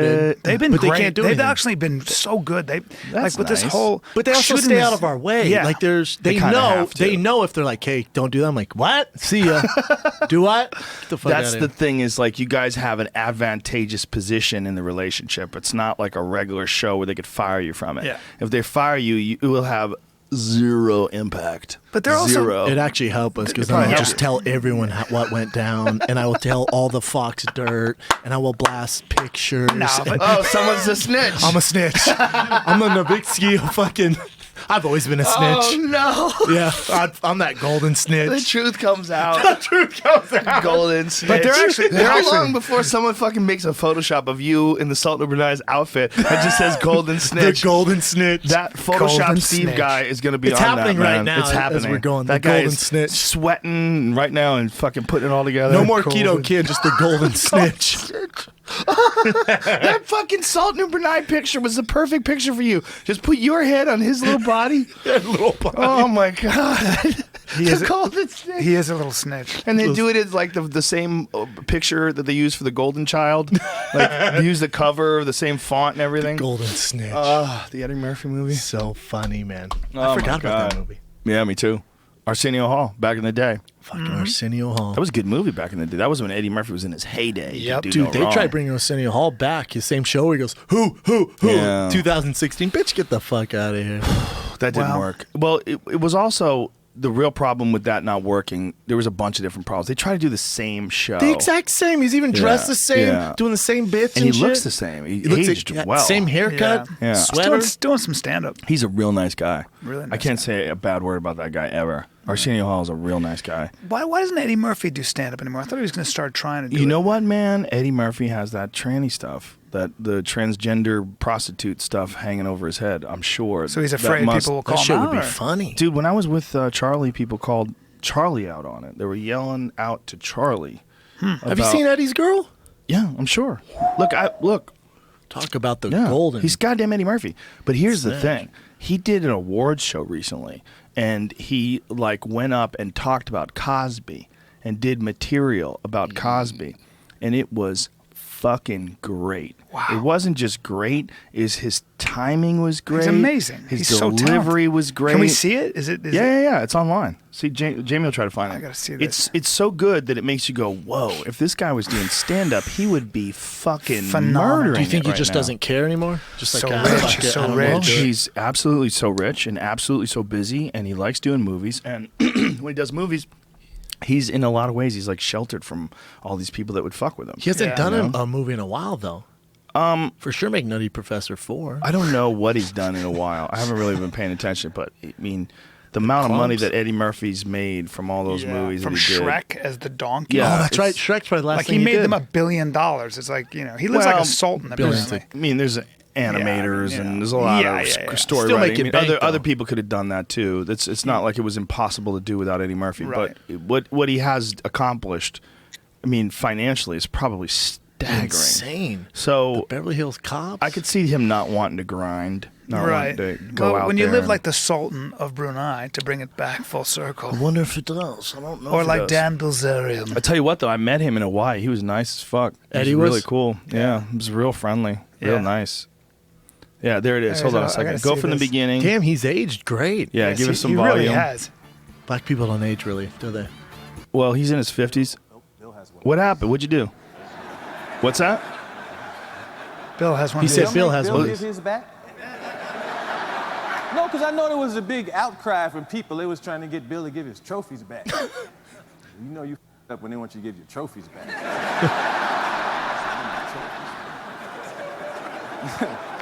You want to give his trophy back to him? He should do one show where he just come out and just talk crazy now.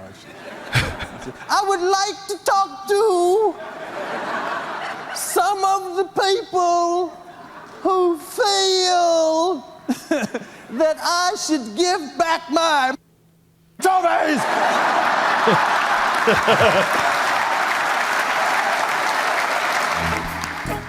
Is that He's so good at. I think he did more That than was that. edited and censored a little bit. Yeah, obviously. Damn, look at all those. Yeah. Dave Chappelle. Oh, this is just a story Yeah, yeah, piece. yeah. Murphy makes Cosby jokes at award ceremony. They didn't want to do the whole thing. word. Anyway, you guys can find it, I'm sure. What was the name of the award? It was from the Mark Twain Awards from earlier this year. I'm telling you, man, just looking at that thing right there. Yeah, When you're talking you about a can guy tell. who hasn't done stand-up in forever, and he just goes up there and murders He's it a like beast. that, and is in perfect form, his timing's perfect.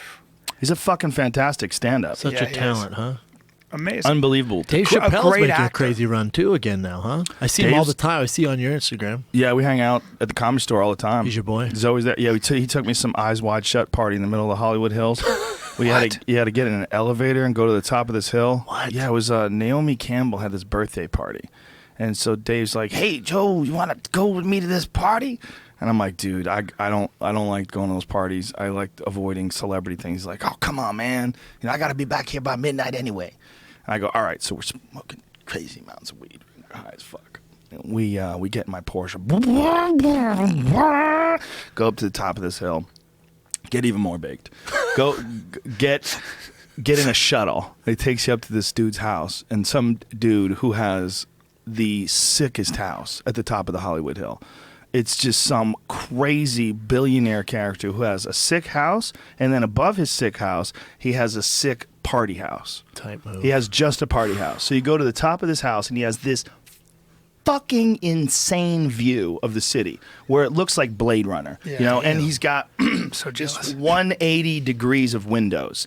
His party house is like a flying saucer that just got stuck in the side of a building, but the whole outside edge of the flying saucer is all windows. Good Lord. So you're sitting there's all seats around the windows, and then he has this big bar, and he has the guy's just loaded. Scrooge McDuck. And we have to take an elevator, like a 4-person elevator, an open-air elevator that goes up the side of the hill. And as we're going up the side of the hill, Naomi Campbell's naked photo is 40, 50 feet tall. Jesus And I'm not kidding. I'm not exaggerating. Jesus. It's this enormous naked photo of Naomi Campbell. And then we get up to the top, and it's like fucking Demi Moore's there. And I'm saying hi to Lenny Kravitz. I'm like, this is so strange. It's so high. Plus barbecued. So high. Barbecued. So high I shouldn't be out in public. And up there with all these like fucking super rich people, and I'm like, "What's up, Lenny? Hey, what's up, man? How you doing?" We're talking to Lenny Kravitz. Like, how bizarre is this? Yeah. just Cool seems. dude. Yeah, he seems real nice. Yeah. But it was all these. I was talking to all these musician dudes about MMA. It was like I got cornered by all these musician dudes. Started throwing wanna at talk fighting with Yeah, oh someone. my god, man, dude! People get so excited. Yeah. They get so excited. They want to start talking MMA. They got a guy who knows. Yeah, meanwhile, I'm like, anything to relax my anxiety right now. Like, I'll tell you all the shit I know. I'll break down whatever the fuck you want. What do Give you me want me 2 to- fighters. Go. Unbelievable. Who you want to know who's gonna win? How do people make wanna that know much 2017 schedule? Here's what the weirdest part about it. Like, there was one point in the night, Naomi Campbell was for a book that she has. She has a book coming out. Oh, okay. And she's very nice too, by the way. Super nice and beautiful. And I Still don't know, a dime piece. 100%. I don't know how old she is. She's got to be 40, right? I older would than that. imagine I'd say older she's than that, right? probably Maybe. closer to 50. Yeah. Really? Yeah. Because She's on the backside of Cindy 40. Crawford is 50 now. I think she's 49. I think she's a little older than that. I think she's Cindy Crawford? in No, her she's 50s. Naomi 45. Campbell's 45. Wow. How old is Cindy Crawford? She's 50. I think she just turned 50.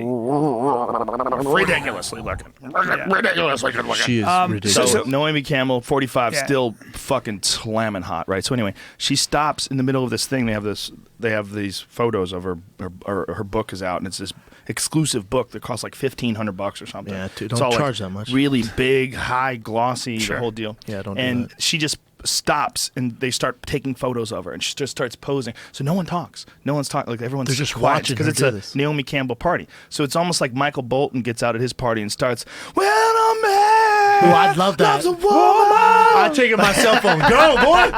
But it's like that. Like, Yeah, she's yeah. doing her thing. Her craft. She's posing. Her craft. That's and how a they're all supermodel like, does it. Amazing. Oh, get it, You know, girl. and there's just.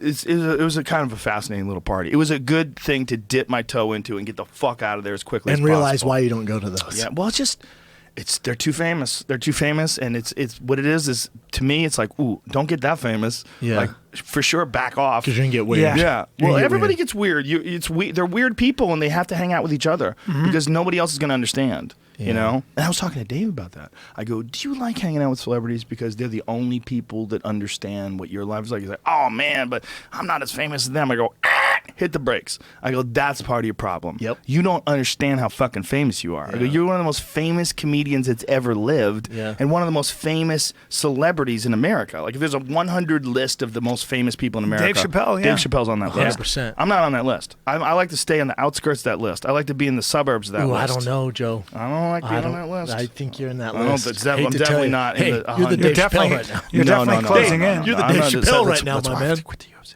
You're closing in on it. You ain't quitting. Slowing down. I'm slowing down. Backing away. up. Thinking about moving to like Yosemite. Would you Don't Getting a do tent. that bullshit. Would you Don't get all would you weird move out on of it. You've always flirted with moving out of LA. Oh yeah, I would absolutely. Where would you I've- live right now if I gave you one other alternative? There's a few different possibilities. Yeah. I really like Colorado. I've always liked Colorado. Colorado is always going to be one of my best choices. You've been there, though. I like the people. I like the environment. I like the vibe. I like the stand-up community. I like the Comedy Works, and I love Wendy, the owner of the Comedy Works. That's a spot. That's a spot where I could live. I could live in Seattle. I just couldn't deal with the winter. I just think it's stupid. I think it rains There's too no need much. to do it. Look, folks, it rains too much up there. Your summers are of the gods, and I Yeah. get it that you have to, like, it makes you appreciate one when you don't have the other, but it's hard to know that all I could do is get on a jet and I could be in LA and it's perfect. Yeah. The problem in LA right now is that it's really good. Like, comedy-wise, it's never been better. Like, there's more clubs, there's more comics, there's more inspiration, there's more fun. Me and Stanhope and Ron White were hanging out at the Comedy Store the other night, drinking and laughing and having fun. And I'm like, where else can this take place? Yeah. It's like, it's so rare that you'll go there and, like, a guy like Ron White drops in to do 15 minutes. You know, I mean, that's really what it is. Yeah. I mean, and on the list to do 15 minutes. Burr comes by. All these, we're all hanging. Don't know? you think if you moved to Denver, your podcast would suffer because you're not going to have as many big guests? Maybe. I don't know. Could always find out. He doesn't care. You know, I could always fly in like once a week and do that. That would get tired. I probably wouldn't Every do that. week you're going to fly Yeah. someone in. Well, no. Well, I could definitely fly someone there if they were willing to go. I could look for like local people, but that would run dry. Very After a fast while. in Denver. Yeah, it'd probably There's no better suffer. spot. You would miss out. There's no better spot than LA to do podcasts or any of that. And stand up. And stand up. Yeah. Yeah. You can't find better. But there's also the vast numbers of human beings that live in this place. Yeah. Shit, look at the numbers with Denver. It's not the same as here, but how many people are moving there a I wouldn't month? live in It's Denver. insane. Oh, you'd live back I'd live the in like boondocks. Evergreen. I like Evergreen. I like Broomfield's nice. Yeah, Broomfield's nice, but Evergreen's in the mountains. Yeah. That's what I like. There's some views in Evergreen or Boulder. I like Boulder a lot. Ooh, couldn't live This, in Boulder. the Boulder thing is it's a one-note thing. Everybody's so liberal. They're so left-wing. I like a little mixture. I like some Too soft in Boulder for me. Soft in what way? Just bitches. Oh. I remember I went to school there. I lived there. Just bitches. How so? How so? There's no diversity. It's just all Yeah, rich people. white people. Yeah. Just everyone's rich or you're a Super college kid. liberal, rich Right. white people. If you see a black guy, he plays football. Other than that, they live in this Pleasantville, this little weird bubble community. Weird bubble. Yeah, weird. But super nice people. Yeah, they're nice. Educated. It's easy to be nice Super when educated. you got plenty of food and no Yeah. threats, right? Golden look at this. Somebody made it already. Did you make it? Amazing. Jamie made it. Oh, Jamie Jamie's on made it. it while working on the show. Jamie, you're a Good Lord. genius. Incredible. The golden Boom. snitch. That might be a young shop. Jamie, please text me that immediately. That must go on the Instagram Golden page. snitch. That's Ultimate Fighter shop face. That's perfect. I don't know, man. There's those two spots are big candidates. Please don't those leave two LA. spots. Well, I'm thinking about like spending time in more than one place. Right. You know, the only thing that holds me back, really, I mean, it's not really holding me back, but having a family, like you have to take them into consideration when you make any School. move. Yeah, Can't be kids don't want bouncing them around. Kids don't like that. Stability, son. Yeah, kids That's don't how like I that. grew up. They might turn into me. Yeah. But I'll tell you one thing. When they turn 18, if they decide to go to college somewhere and move somewhere else, I'm ghost. There's there's no way I'm going to be doing this in 10 years. There's no way I'm going to, because I don't think this city's sustainable. I think this city is like a game of musical chairs. And I think after a while, you're like, it's going to be Mexico City. I've been to Mexico City. I know what it's like. It's overwhelming. The amount of people, like the traffic jams are insane. Like you go through them and you're like, how is this real? Nobody gives a fuck about a red light or a green light. And when they want to merge, they just have to jut themselves out into traffic. Nobody lets you in. And I remember sitting there thinking, they're watching this going, here's this beautiful city, this crazy ancient city in the mountains in Mexico, like 7,000 feet above sea level, you know, just with 20 plus million people It's crazy. stuffed in it. And like LA's not that far off. And LA's growth from the time I moved here in 1994 to today in 2016 is unbelievable. 22 years 19 later. Property values are so I exciting. know, but that's going to happen here. You think it's just gonna going to keep going? What's going to happen? People are going to wise up and become awesome? No, they're going to keep moving here because this is where show business See, is. hopefully I'm trying to convince my dad to move here, especially because his grandson's here, and so he doesn't see him. I'm like, Dad, come move, man. Well, that's It's different, just- though. yeah. I mean, that makes sense. You know, to live here with, you know, you're here, your business is here, your Yeah. family's here. That makes sense. I think people will move, though. The thing is, it's so expensive to live here. Taxes ain't fun like anything either. else, what happens is people go, you know what, LA's great, but you know, there's this place, Raleigh, North Carolina. They're building infrastructure, yeah. and people move to those places. Nashville, Raleigh. You know, Austin. look what happened to Portland. That secret got out. People moved there. So Yeah, but the secret's out. The winter sucks. People are that's moving true. back. Yeah. But as you get, like, one of the things I notice is, like, I'll be in places like that place we were in Oklahoma / Arkansas, in the middle of nowhere, this tiny little beautiful town.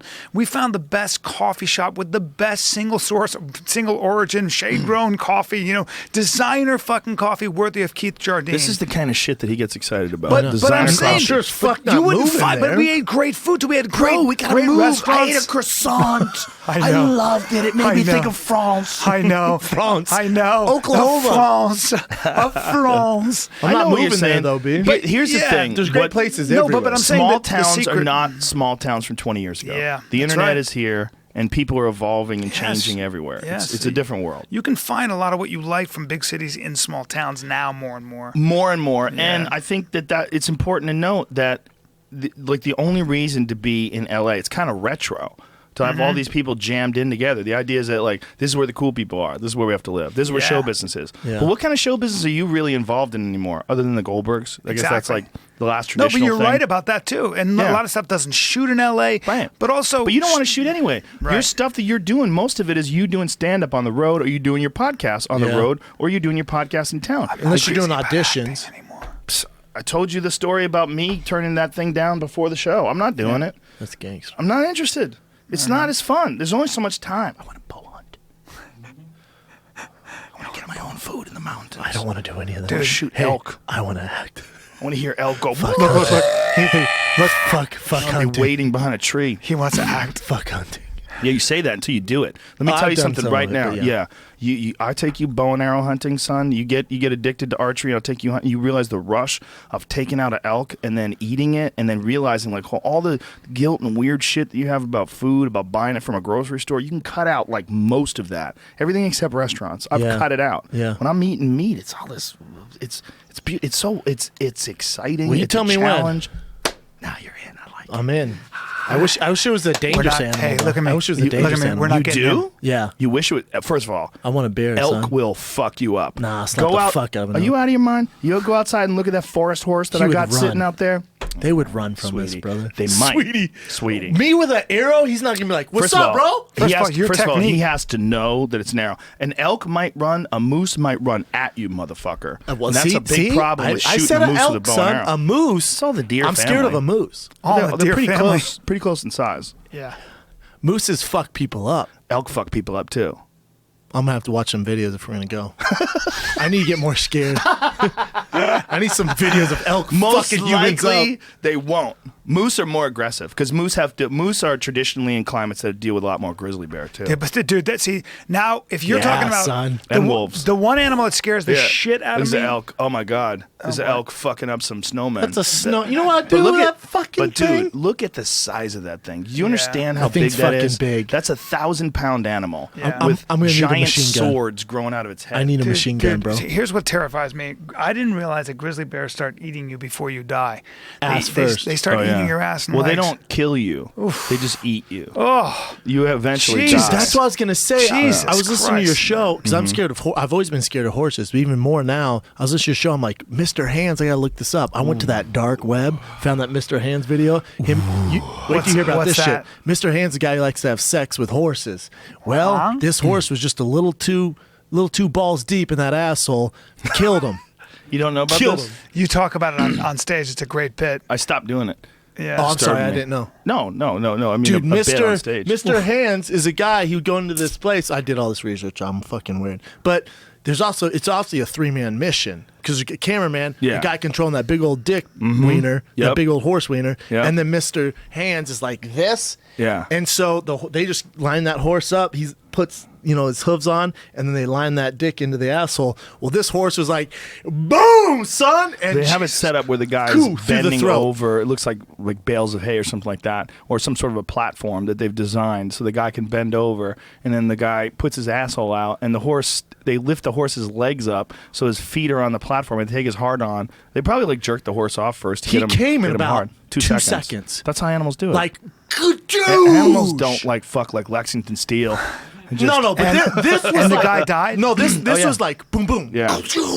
Yeah, and Like the a noises. gusher. We played the noises. We played in the Josh Zepp's podcast. We played the noises that he makes. It's like, But he's like kind of like, and he's like, it's Oh, a- man, I only don't you know. He doesn't make die that there, though. noise. He doesn't die there. He died at the hospital. at the hospital. His friends were like, you got to go to the hospital. He's like, no, I'm fine, because he works for Boeing. He's like, I'm not going. Well, Did he here's the bleed thing, to death though. or They something? don't know if that video is of the time that killed him because apparently there's hundreds of hours of videos of those guys getting fucked by horses. Hundreds of hours. Now, my thing is, what the government My should thing. do is there's no sense in holding on to that, not making a profit off of those hundreds of hours. They should take that, make a DVD, put it up for Compilation sale, video. and put the money back into the coffers of the city. I agree.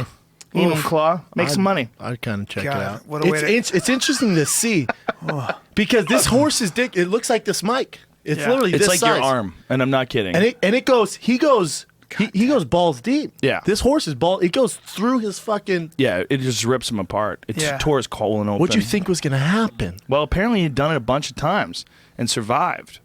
I don't know, man. Or done it with other animals, and then maybe the horse is what broke him. Maybe he tried to Put a donkey. safety ring on that bad boy. Put a safety ring. Well, the guy tries to hold on to it for a second. Whose idea He tries is to that? like a high school girl when they first Yeah, learn how to yeah, give yeah, BJs. They hold on to they have like a little stopper. Yeah. Yeah. That horse is not buying that. The at horse all. said just the tip. Nah. He's like dirt. You got to put an inflatable safety ring on that bad boy. That ain't gonna stop that fucking mammal. It's just weird. It's weird because it's weird because they've met online in a forum where people are turned on by animals. Yeah. And then Bestiality. they met on this forum and then decided to meet in this place that was legal. In Washington State, it was legal until recently. As long as the animal's penetrating you. If you're penetrating Yeah. that animal, that shit's illegal, son. Like, you can't fuck a horse, but it You can can let fuck a you. horse weird? fuck you. The I rules guess have that, changed since Mr. Hand died. I guess that Yeah. makes sense. That's like that guy Jonathan. I'm so balls deep in it. But as soon as I listened to that, I was on the plane just researching the shit out of it. But there was this guy, Jonathan Haidt, who's a social scientist, talking about that. Like, certain things are legal, but they elicit a disgust response, even though Right. they don't hurt anybody. So, like, he does this example of two things where he goes, if a brother and sister are in the woods having sex with a condom on, there's nothing inherently harmful to both of them, but all of us go, ooh. Or if a guy jerks brother and off, sister. or if a guy fucks a chick and then eats it, we all go, God damn, but it's not No. really, the chicken's already dead. It's not, and it elicits a disgust reaction, even though technically you can't really define why it's wrong. Well, I have to bet that bit about it. But why is it okay to kill something, but you can't fuck it after you kill it?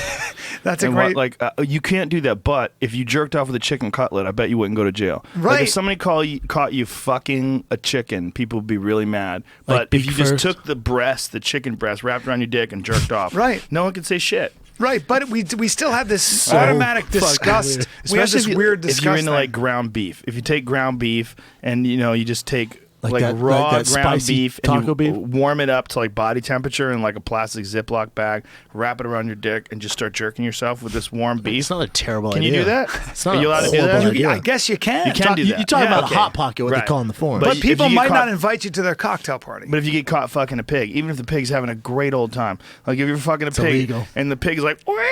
Loving it. Loving it. Is that your pig impression? This Getting is my fucked? pig just really hitting at the right spot. That pig's like, oh, You're shit, wiggling baby. your head, Oh, dude. You shit, got it. son. That's illegal. That's illegal. Like even if Yeah. the pig like finds you and starts backing up towards you, seeks you out. But if you bend over and that pig's like, yo, let me get that at that asshole, it's legal most Hey, let's go back places. to Dan Bilzerian. No, We're talking- no, it's not necessarily legal, and I don't think it's legal in Washington State anymore. No, not It's anymore, 'cause weird. Mr. Even if- Hands died. But it's not like a proactive, active thing. It's like it's. I think it's illegal to just be engaging in sex. I think Why, it's like though? I don't know. Isn't that weird? Who gives But a that's fuck? the question. Is like, can you do body parts?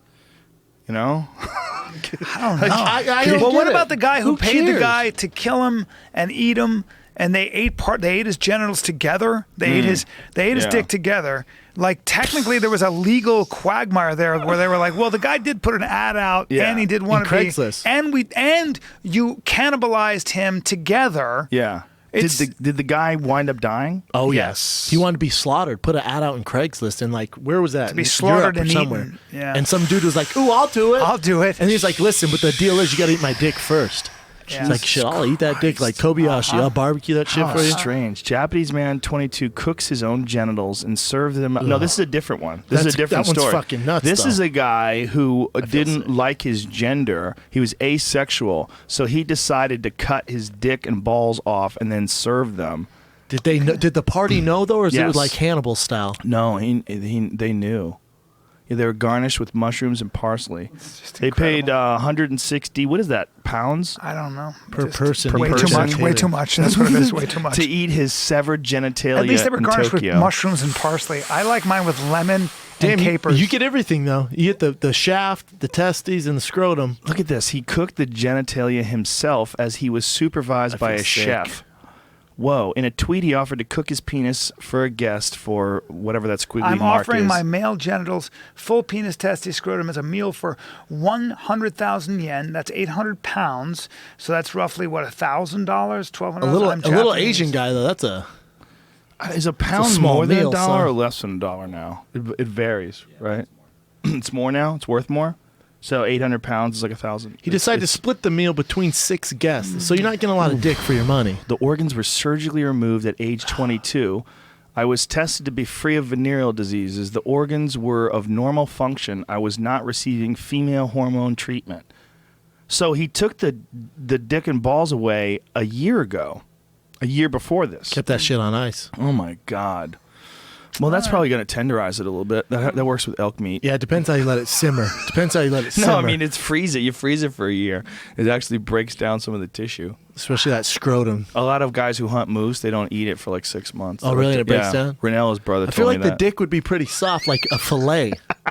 I feel It sick. would be I feel all sick. fat. I But feel so, sick. so I feel really sick. I know, but so what? Because I'm thinking about the 6 people eating this tiny dick like calamari. Yeah, not good. The other guy's a different story, though. Find about the guy who hired someone to kill him and eat him.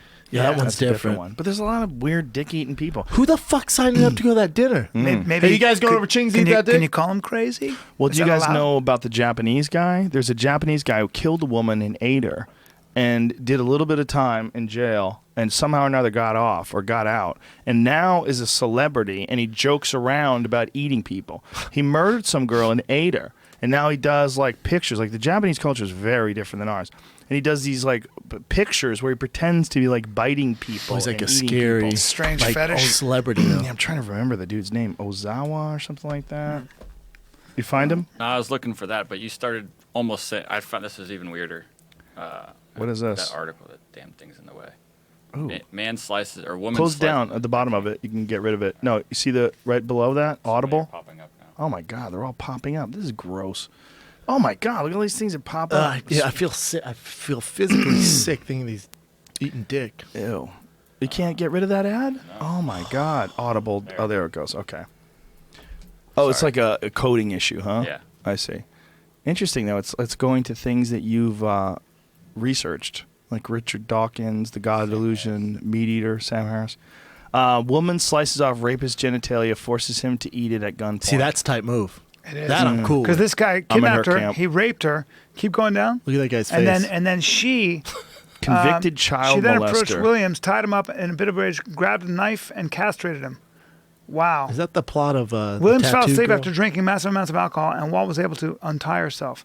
And then she basically. See, I'm with that. That's Wow. cool. That's Yeah. awesome. She I should threw have that killed him bastard's afterwards. junk in the microwave, grabbed the plate, fork, and steak knife, and cut it up like hot dogs. Wow, and I forced him to grabbed eat a it gun at that he gunpoint. had left on the kitchen Damn, counter, she's walked over to him, gangster. forced him to eat it. I have no remorse, and I am not sorry. That bastard deserved it, and he's going Did to hell. she get in trouble? I Ooh. agree with her. Eat I'm that dick, 100%. son. See, now that's a case where I think that girl should get a medal. Me too. Me too. Why are we Me not too. celebrating her? Why does she not have Maybe her own is podcast? she in trouble? Find out if she's in trouble. Hope not. Be hilarious. If She didn't wasn't. kill him, right? Just fed him that dick. That's allowed. That should be allowed. Well, she cut his dick off. Hey, man. But Fantastic. was it? Well, you can't say self-defense. Well, she was tied up, got out, cut that dick off, forced him to Yeah. eat it. Yeah, he needs to die. Of course. Well, now he's. Well, it's almost better he's alive now with no No, dick. because he can still hurt people. Good luck in jail. You know, a lot of those guys, what they're doing is Mentally. psychological. Yeah. You know Son of a bitch. what? False. It's fake. Yeah. Oh, damn it. God damn. Well, the picture, I was like, well, that picture will Jamie Snopes it. A fake news False. site posing as a Los Angeles area outlet, KTLA, spread a fabricated but juicy tale That shit of was a woman's juicy. revenge.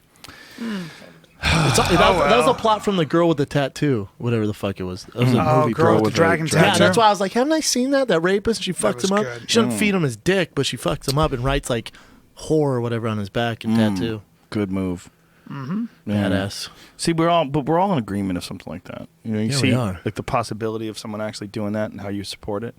I'm 100% in agreement with that. Me too. Brian, you checking the tweets, see if people love you? No, I'm not. people I'm who- seeing when we have to be at CAA. You guys have a meeting? Yeah. What time's your meeting?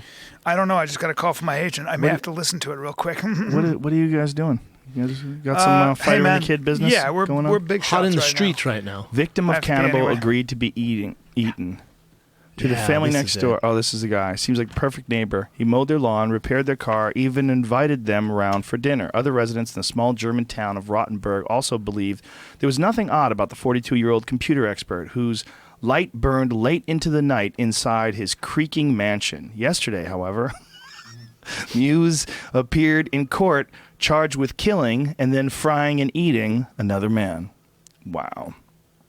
Crazy shit, right? Yeah, he met the 43-year-old Berlin engineer Bern Brandes after advertising on the internet and had chopped him up and eaten him. It was, he said, something he had wanted to do for a long time. Okay, man. I always had the fantasy, and in the end, I fulfilled it, Muse said to the court in his first day of his trial for murder in the nearby city of Kessel. Yesterday, German prosecutors described how Muse had fantasized about killing and devouring someone, including his classmates, from the age of 8.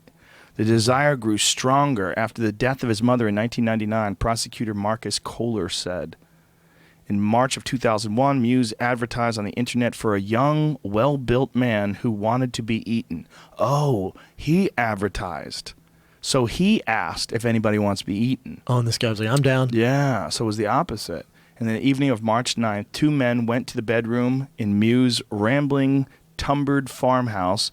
Mr. Brandis swallowed 20 sleeping tablets and half a bottle of schnapps before Muse cut off Brandis's penis with his agreement and fried it for both of them to eat. Fried dick. Whoa, fried dick. Brandis, by this stage, bleeding heavily, then took a bath while Muse read a Star Trek novel. Gangster. The guy cut his dick off, and he went and read a book while the guy bled out in a tub. Star Trek at that. To the bath. Who reads a Star Trek How much novel? blood is coming out of this guy? Like, how do you even... Okay. In the early hours of the morning, he finished off his victim by stabbing him in the neck with a large kitchen knife, kissing him first. Whoa. Some weird shit. The cannibal then chopped Mr. Brandis into pieces and put several bits of him in his freezer next to a takeaway pizza and buried the skull in his garden.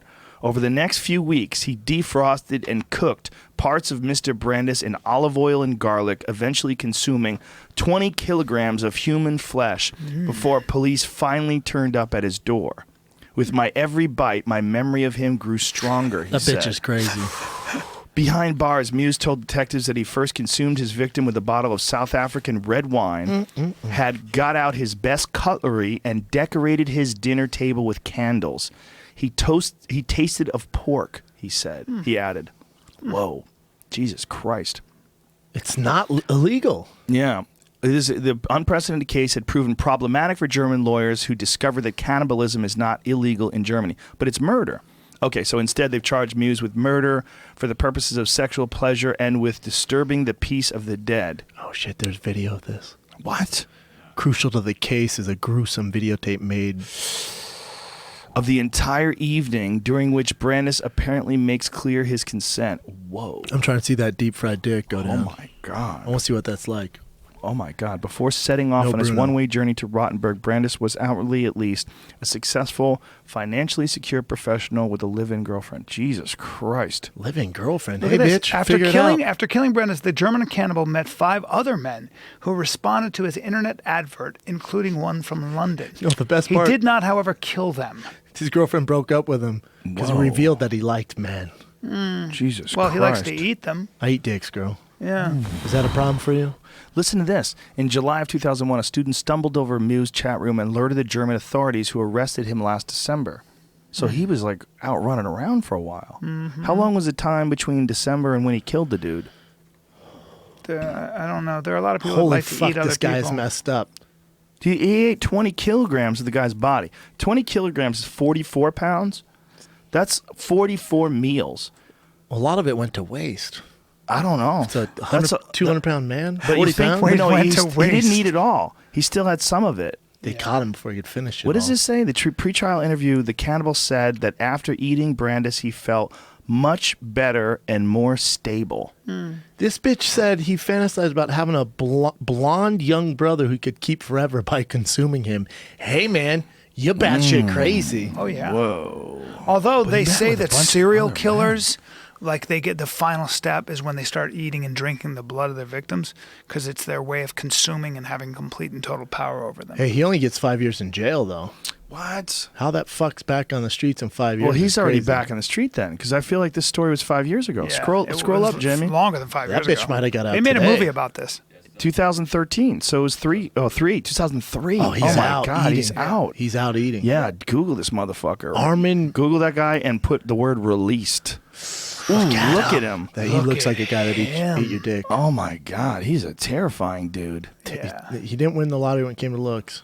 There you go, sweetie. Look at his fucking face. An Holy- interview with a cat. There's an interview with him. Set of chompers on him.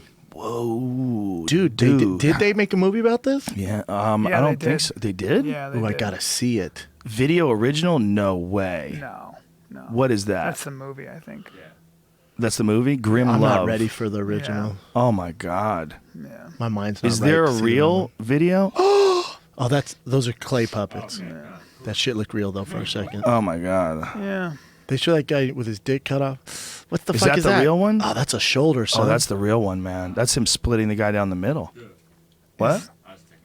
But that, yeah, don't show people, but that's him. That's him Holy splitting the fuck, guy down that the was middle. him down the on middle. YouTube. I was just taking Yeah, off so we okay. can look. That was the real pictures. That guy hung him by his ankles and split him down Split the him middle. dick, and, like yeah, and bled him out into buckets and shit. Boy. They say that who was the guy? He probably hung Gotti's- him up and stabbed. He said he stabbed him in the neck. It's probably With how a he killed kitchen him. He knife, probably yeah. hung him upside down and killed him. Gotti's But he was already out of it. hitman. Gotti's hitman. Richard, Ted. What was the guy's name? Who was the Iceman? Kuklinski? Yeah, he said that what they would do is they would hang the body, bleed it, and then chop it up, take it out to a boat, and just either drop it off the boat, Yeah. or they would bring it to one of those car mashing places and put the body under a car, 15 other cars, and you'd just be, It's pulverized. disintegrated. Yeah. I read this book called Murder Machine. Joey Diaz gave it to me back in the day. It was all about this guy who was a mob, Roy DeMeo, I think his name was. He was a mob assassin who just became a fucking complete-on, full-on psychopath serial killer who killed God knows how many people. Just killed people left and right for whatever fucking reason he wanted to. And this place that they lived, this bar area where they had like an apartment upstairs where they used to kill people in this apartment. They just fucking killed like 100 people there. He just got addicted to killing people. And this is a book about is it Yeah. in his words? Well, it's the story. story? The investigators that caught him, pretty how they sweet. caught him. But it's a disturbing book, man. It's one of those books where you go, whoa, you just have to Yeah. realize those people are out there. They're out there. They're out there. Yeah. Stuff makes me sick. It should. That's why we need Tim Kennedy, I et can't cetera. read that shit. Exactly. Yeah. Here it is. An interview with a cannibal documentary Holy shit, sheds there's new a light on one of documentary. Germany's most infamous murders, and this is from fuck is it? 2016. This year it's on YouTube. I was just looking at it. So he's free. What's Yeah. the He was documentary in jail called? for 8 years. It's I found out he said he became a vegetarian while he was in jail as well. Bitch, please. Right. You can't eat dicks and tell me you just eat Whatever. veggies. He's going to come out, and he's going to start eating people again. You're eating 40 pounds of man, then be like, nah, man, I'm not into meat anymore. How much do you think the footage of the act itself, which was shown in a closed room during the trial, is described in the documentary as too disturbing to show and so shocking that only 19 minutes of the 4-hour video was shown? Whoa. His behavior as a child was described as, like most other children his age, he loved animals and found country life idyllic. Well, God, look at that fucking guy. Some people are just crazy. Is that the guy he ate? Yeah. Yeah, that's the guy he ate. He looks stable. That guy wanted to be butchered, huh? Because Interesting. his girlfriend caught him with men. Is that what it was? The flesh tastes like pork but stronger. Oh, Jesus Christ! It's just amazing that he's free now. I almost wish I could speak German so I could understand what he's saying. Bring his dumb ass in here with a translator. You don't want to hear it? Well, I don't know, man. He's not It's- going to kill you guys. It's almost like bring him in. No, that's never happened. Yeah, bring him in with a translator, like a no. UFC interview I in wouldn't Germany. want that guy knowing where I am. Well, he just knows where your studio's at. I'd have to kill him. See, Maybe we Pull bring out him the here, fucking kill him, samurai sword. eat I want to his start ass. carrying. I want to start carrying 2 guns. That guy's not going Frank to kill you Mir with a style. gun. That guy's not going to kill you with a gun. He's not going to kill you. Everyone here can He's beat just, him if up. you let him kill you, he'll eat you. If you for give him any days. sort of light, like, yeah, I'm kind of depressed. He's killing you. There are people. There are people. depression is better Oh, I served help with you. wine. Oh. But there are people in vans right now trolling around looking for someone to eat. I don't think so. There are definitely. I mean, it What goes the back fuck? to what we Yeah. were talking about when we were talking about bathrooms and transgender people and the amount of creeps that are actually not transgender, just sexual predators. There's They'll a come up with small an amount. angle. They'll come up with an Yeah. angle, a way to get into. There's someone in a van right now. There's a small amount of people right now in this country, just this country, that are fighting off the urge to commit rape and murder. Yep. Oh, You for know? sure. Monsters. You right? told me a white van, a group of dudes is driving around L.A. trying to eat I don't people. mean, probably not. But is talking there, about the plot is of there Walking Dead? likely someone? Look, all he has to do is one crime where someone drinks someone's blood and kills someone by biting them in the neck, and then it becomes a copycat. People are weird, man. I met a girl who, she was. We were talking and she said, "Well, I've had trouble getting on my." Yeah, it's too much, right? We're ruining Brendan. We're ruining him, man. I met a girl who Shit, said now I she, need to she, move. she couldn't get. She had said she'd had a tough time the last 2 years, and I was trying to ask her. Finally, she said, "Well, my cousin was killed. My first cousin was killed." And I said, "How?" She said, This guy was killing men. He was spiking their drinks. He would take them outside, have sex with them, and then kill them. And that happens. Jesus Yeah. Christ. There are people that just do weird shit. They're just kind of predators. They set their whole life up. No, I'm that aware of way, predators. you know? Yeah. You guys well, told me there's people in vans looking around to eat people. there's people that are Afraid there fucked with over. puppies as lures and as Cadbury eggs and Twizzlers. That's how you get him in the fucking van. especially right Just now. put some I Twizzlers thought there. you were done. What happened? I am, but if you put it in my face, like That's if so you crack weird. the Cadbury egg, I'm like, yo, dog, look at this. Like, oh shit. What's this? Goosh. Wouldn't do a goddamn thing to me. Listen, if you're really weak, there's some chili mangoes. Oh, you can't sitting phase back me. I there. haven't cheated yet, dog. Okay, I'm just I saying. said something. If I I open said that I s- bag. if I walked in there and you had fresh Cadbury eggs peeled from the wrapper, What about those chili mangoes? What if I just open That one of does those bags? nothing Let for you me. smell If- it? no, if it you does had- nothing. Really? No. I get excited. all right. Ooh. Well, If you had to eat 5, or you could only eat 5 foods, what would they be? that Cadbury eggs in my top 5 foods 3. forever? Yep. Well, I would if I was restricted to that, I would do it only based on nutrition. So elk meat. Yeah, I would eat something like that, Avocado. like wild game meat, avocados, healthy vegetables like kale. It would be all boring shit. Because if I Yeah. don't, well, elk meat's not boring. Sweet but if I could potato? only pick, Bison. then I would have to like leave it at that. Yeah. But I think if you only ate 5 things, you're probably going to get sick. Unless you're supplementing yourself, Yeah. you got to make sure you're getting a proper amount of vitamin C. You'd and- be Well, fucked. yams. I'd imagine yams, kale, avocado, elk. You get a lot of stuff there, right? I think people benefit more than other animals do on a variety of different foods. Yes. Sure. On varying their Yeah. diet. Yeah. Like animals have a problem with that. Like dogs, like you can't switch up dog food. If you give a dog one kind of food, then you give them something else, they just Yeah. get explosive Can you diarrhea. get- can you Babies too are much- the same way though. Like if you change the formula, baby goes Yep. what and Yep. shit everywhere. Can you get too much iron from eating meat every day? If you're a Too pussy. much iron? Yeah. That's interesting. I've never heard that. Because I had before. a high iron count one time when I went and got my blood done. Well, how much meat are you eating? But he said you eating a ton of not a red lot, meat? but he said, you know what's fucking crazy? I was cooking from cast iron. Oh, yeah. And Yeah. cast iron will actually gives you iron in your food. Yes. Yeah. Trace iron, because So he that's said the you only. got a lot of high ferrous levels. or Yeah, something. I cook a lot in iron pounds. not It's a supposed to be bad the best thing. thing for you. It's a Yeah. good way to get iron. Yeah. Probably a good way for people to get iron too that are vegetarians. Like even if you eat like eggs. That's exactly what they tell vegetarians to Yeah. cook in a cast iron skillet Yeah, that's a good way to do it. because you get low iron if you're a vegetarian. Mhm. A lot of times. You It also get a certainly lot can of happen. creatine if you're eating a lot of red meat. Like you don't need a dose on creatine. I used to take so much creatine, but it's because of this diet, I eat a lot of red meat, stuff like that. I don't take any creatine. So you're doing your ketogenic, right? Yeah, I think creatine is a legit supplement. It's Me one of too. the few legit supplements that legit. actually does really increase your strength. I've been taking and it. recovery. Yeah, does. It's legit. A lot of these things that it goes back to the Yoel Romero thing, and even the Jeff Nowitzki thing. A lot of the stuff that we see in these stores, like GNCs and health stores that have these muscle building things, a lot of those things are really steroids. Really? Yeah, Yeah. yeah, Wow. A different form. yeah. Like, wow. That's why hide 'em. guys keep pissing hot from them. The USADA has a website that when Nowitzki was here, he sent us to the website, and you go like A through Z.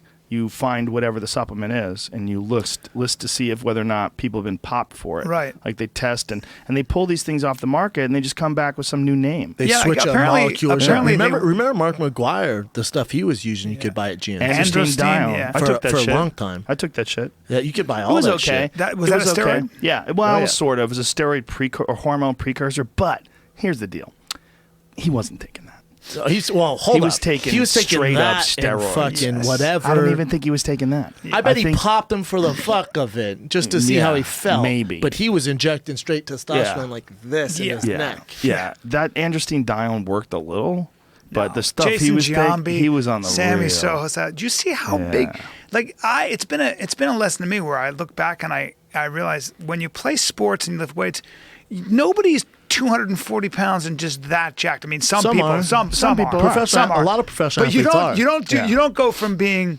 That's true, but you don't go lot from are. being 185 when you're 25. If you and see then, a big dramatic you know. difference, Yeah. especially if they're like a veteran, yeah, something's up. But Yeah. there's a lot of freaks You out can there. Yes, achieve yes. some incredible results with discipline and the right protocol with hypertrophy.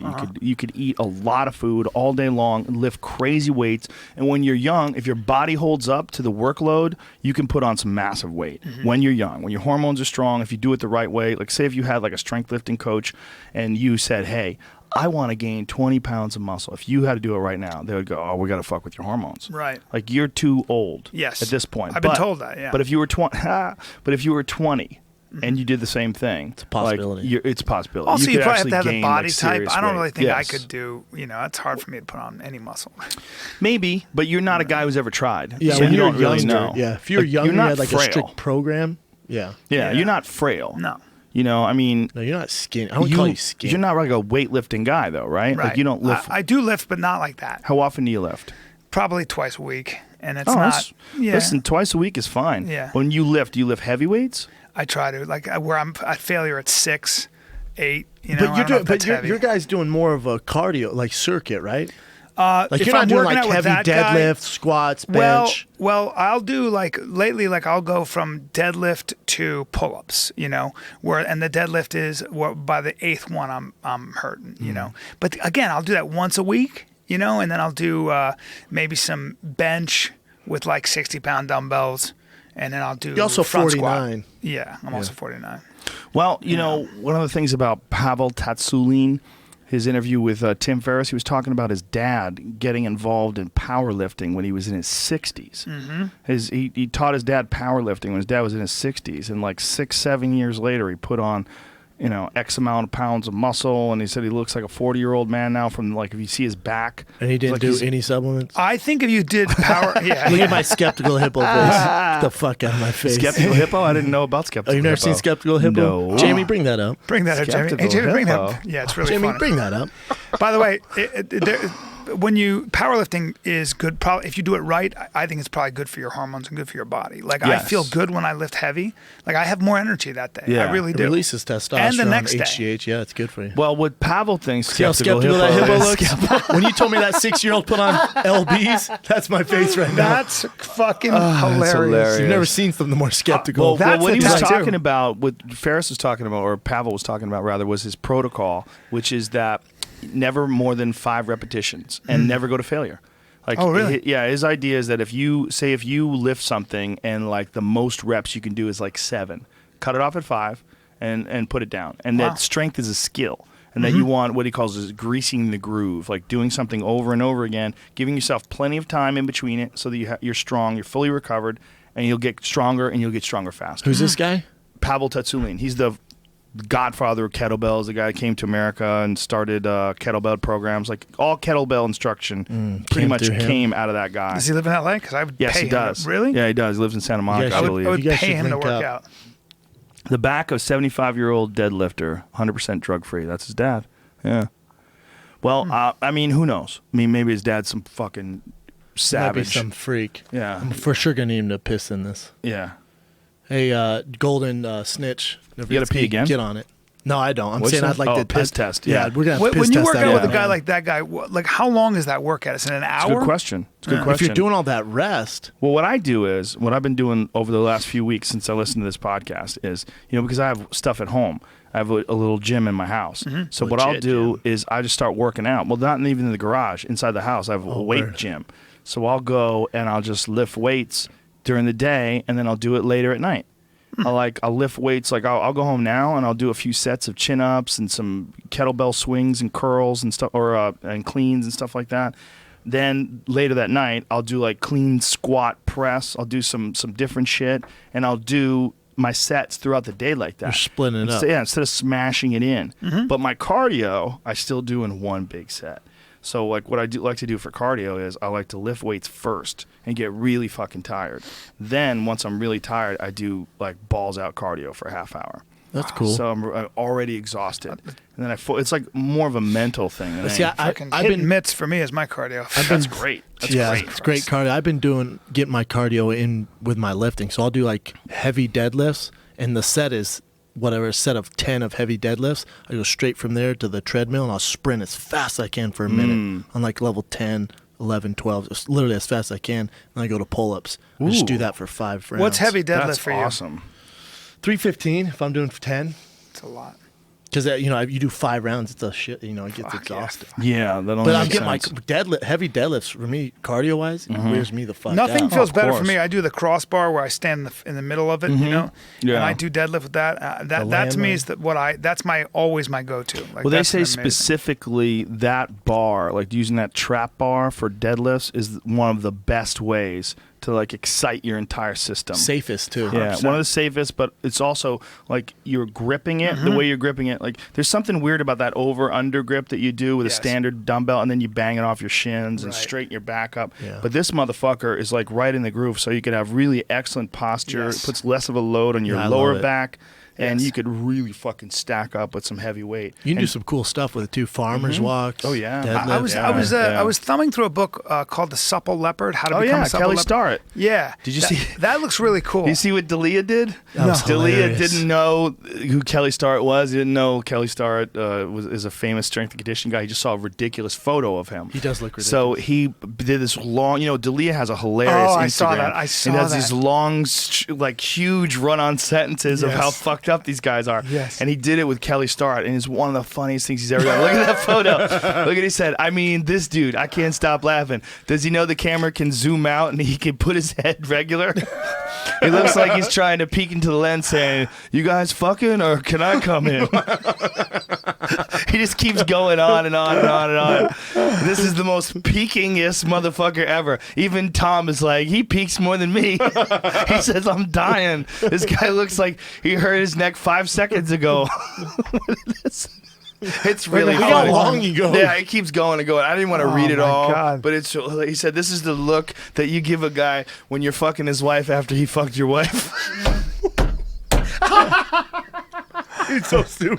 It's so funny. I retweeted it, but please go to Chris's account. Oh, go my to Chris fucking D'Elia God. and see it. Fucking and hilarious. That's like another it. funny motherfucker. Oh, he's hilarious. Jesus Christ. He's another good dude too, man. It's nice having him around the store. Love Chris. He's fun. He's the best. He's one of my favorite people. That store is on fire. lately. Fire. You know what else is on fire? The Fighter and the Kid this weekend live in Boston, ladies and gentlemen, at the Wilbur Theater. That's right, The Wilbur. Trocadero in Philly on Saturday as well. And don't forget Zany's in Nashville, Tomorrow. but we might be sold out or almost. We're in Nashville tomorrow Sold out in New York, but not Whoa, sold whoa, out whoa. at the You Wilbur. guys are in Nashville tomorrow? for the Vince Vaughn Comedy Tour. Dude, I'm there on Friday. How long are you guys there for? Just One one night. night. You Then we cunts. go to New York. Then we go to Boston. Then we go to the Trocadero in Philly. And then we come home. I wish I was there with you Yeah. guys. Me too, man. Come see me. We should organize some gigs, like at least in the same town together. Have you know, done man. the Helium in St. Louis, or is that in New York? I've only done Helium in Portland, which is fucking outstanding, and scroll Helium down, in Jamie, Philly, to see 'em. which is one of the best clubs I am the doing, world's ever known. I'm doing their club in St. Louis June 9th, 10th, and 11th. So get your tickets. I'm a big at fan of TFATK. Helium. I like that website. Who did that website? My brother. Your brother's a website designer? Dude, Oh, his yeah. brother's Works a for Microsoft. genius.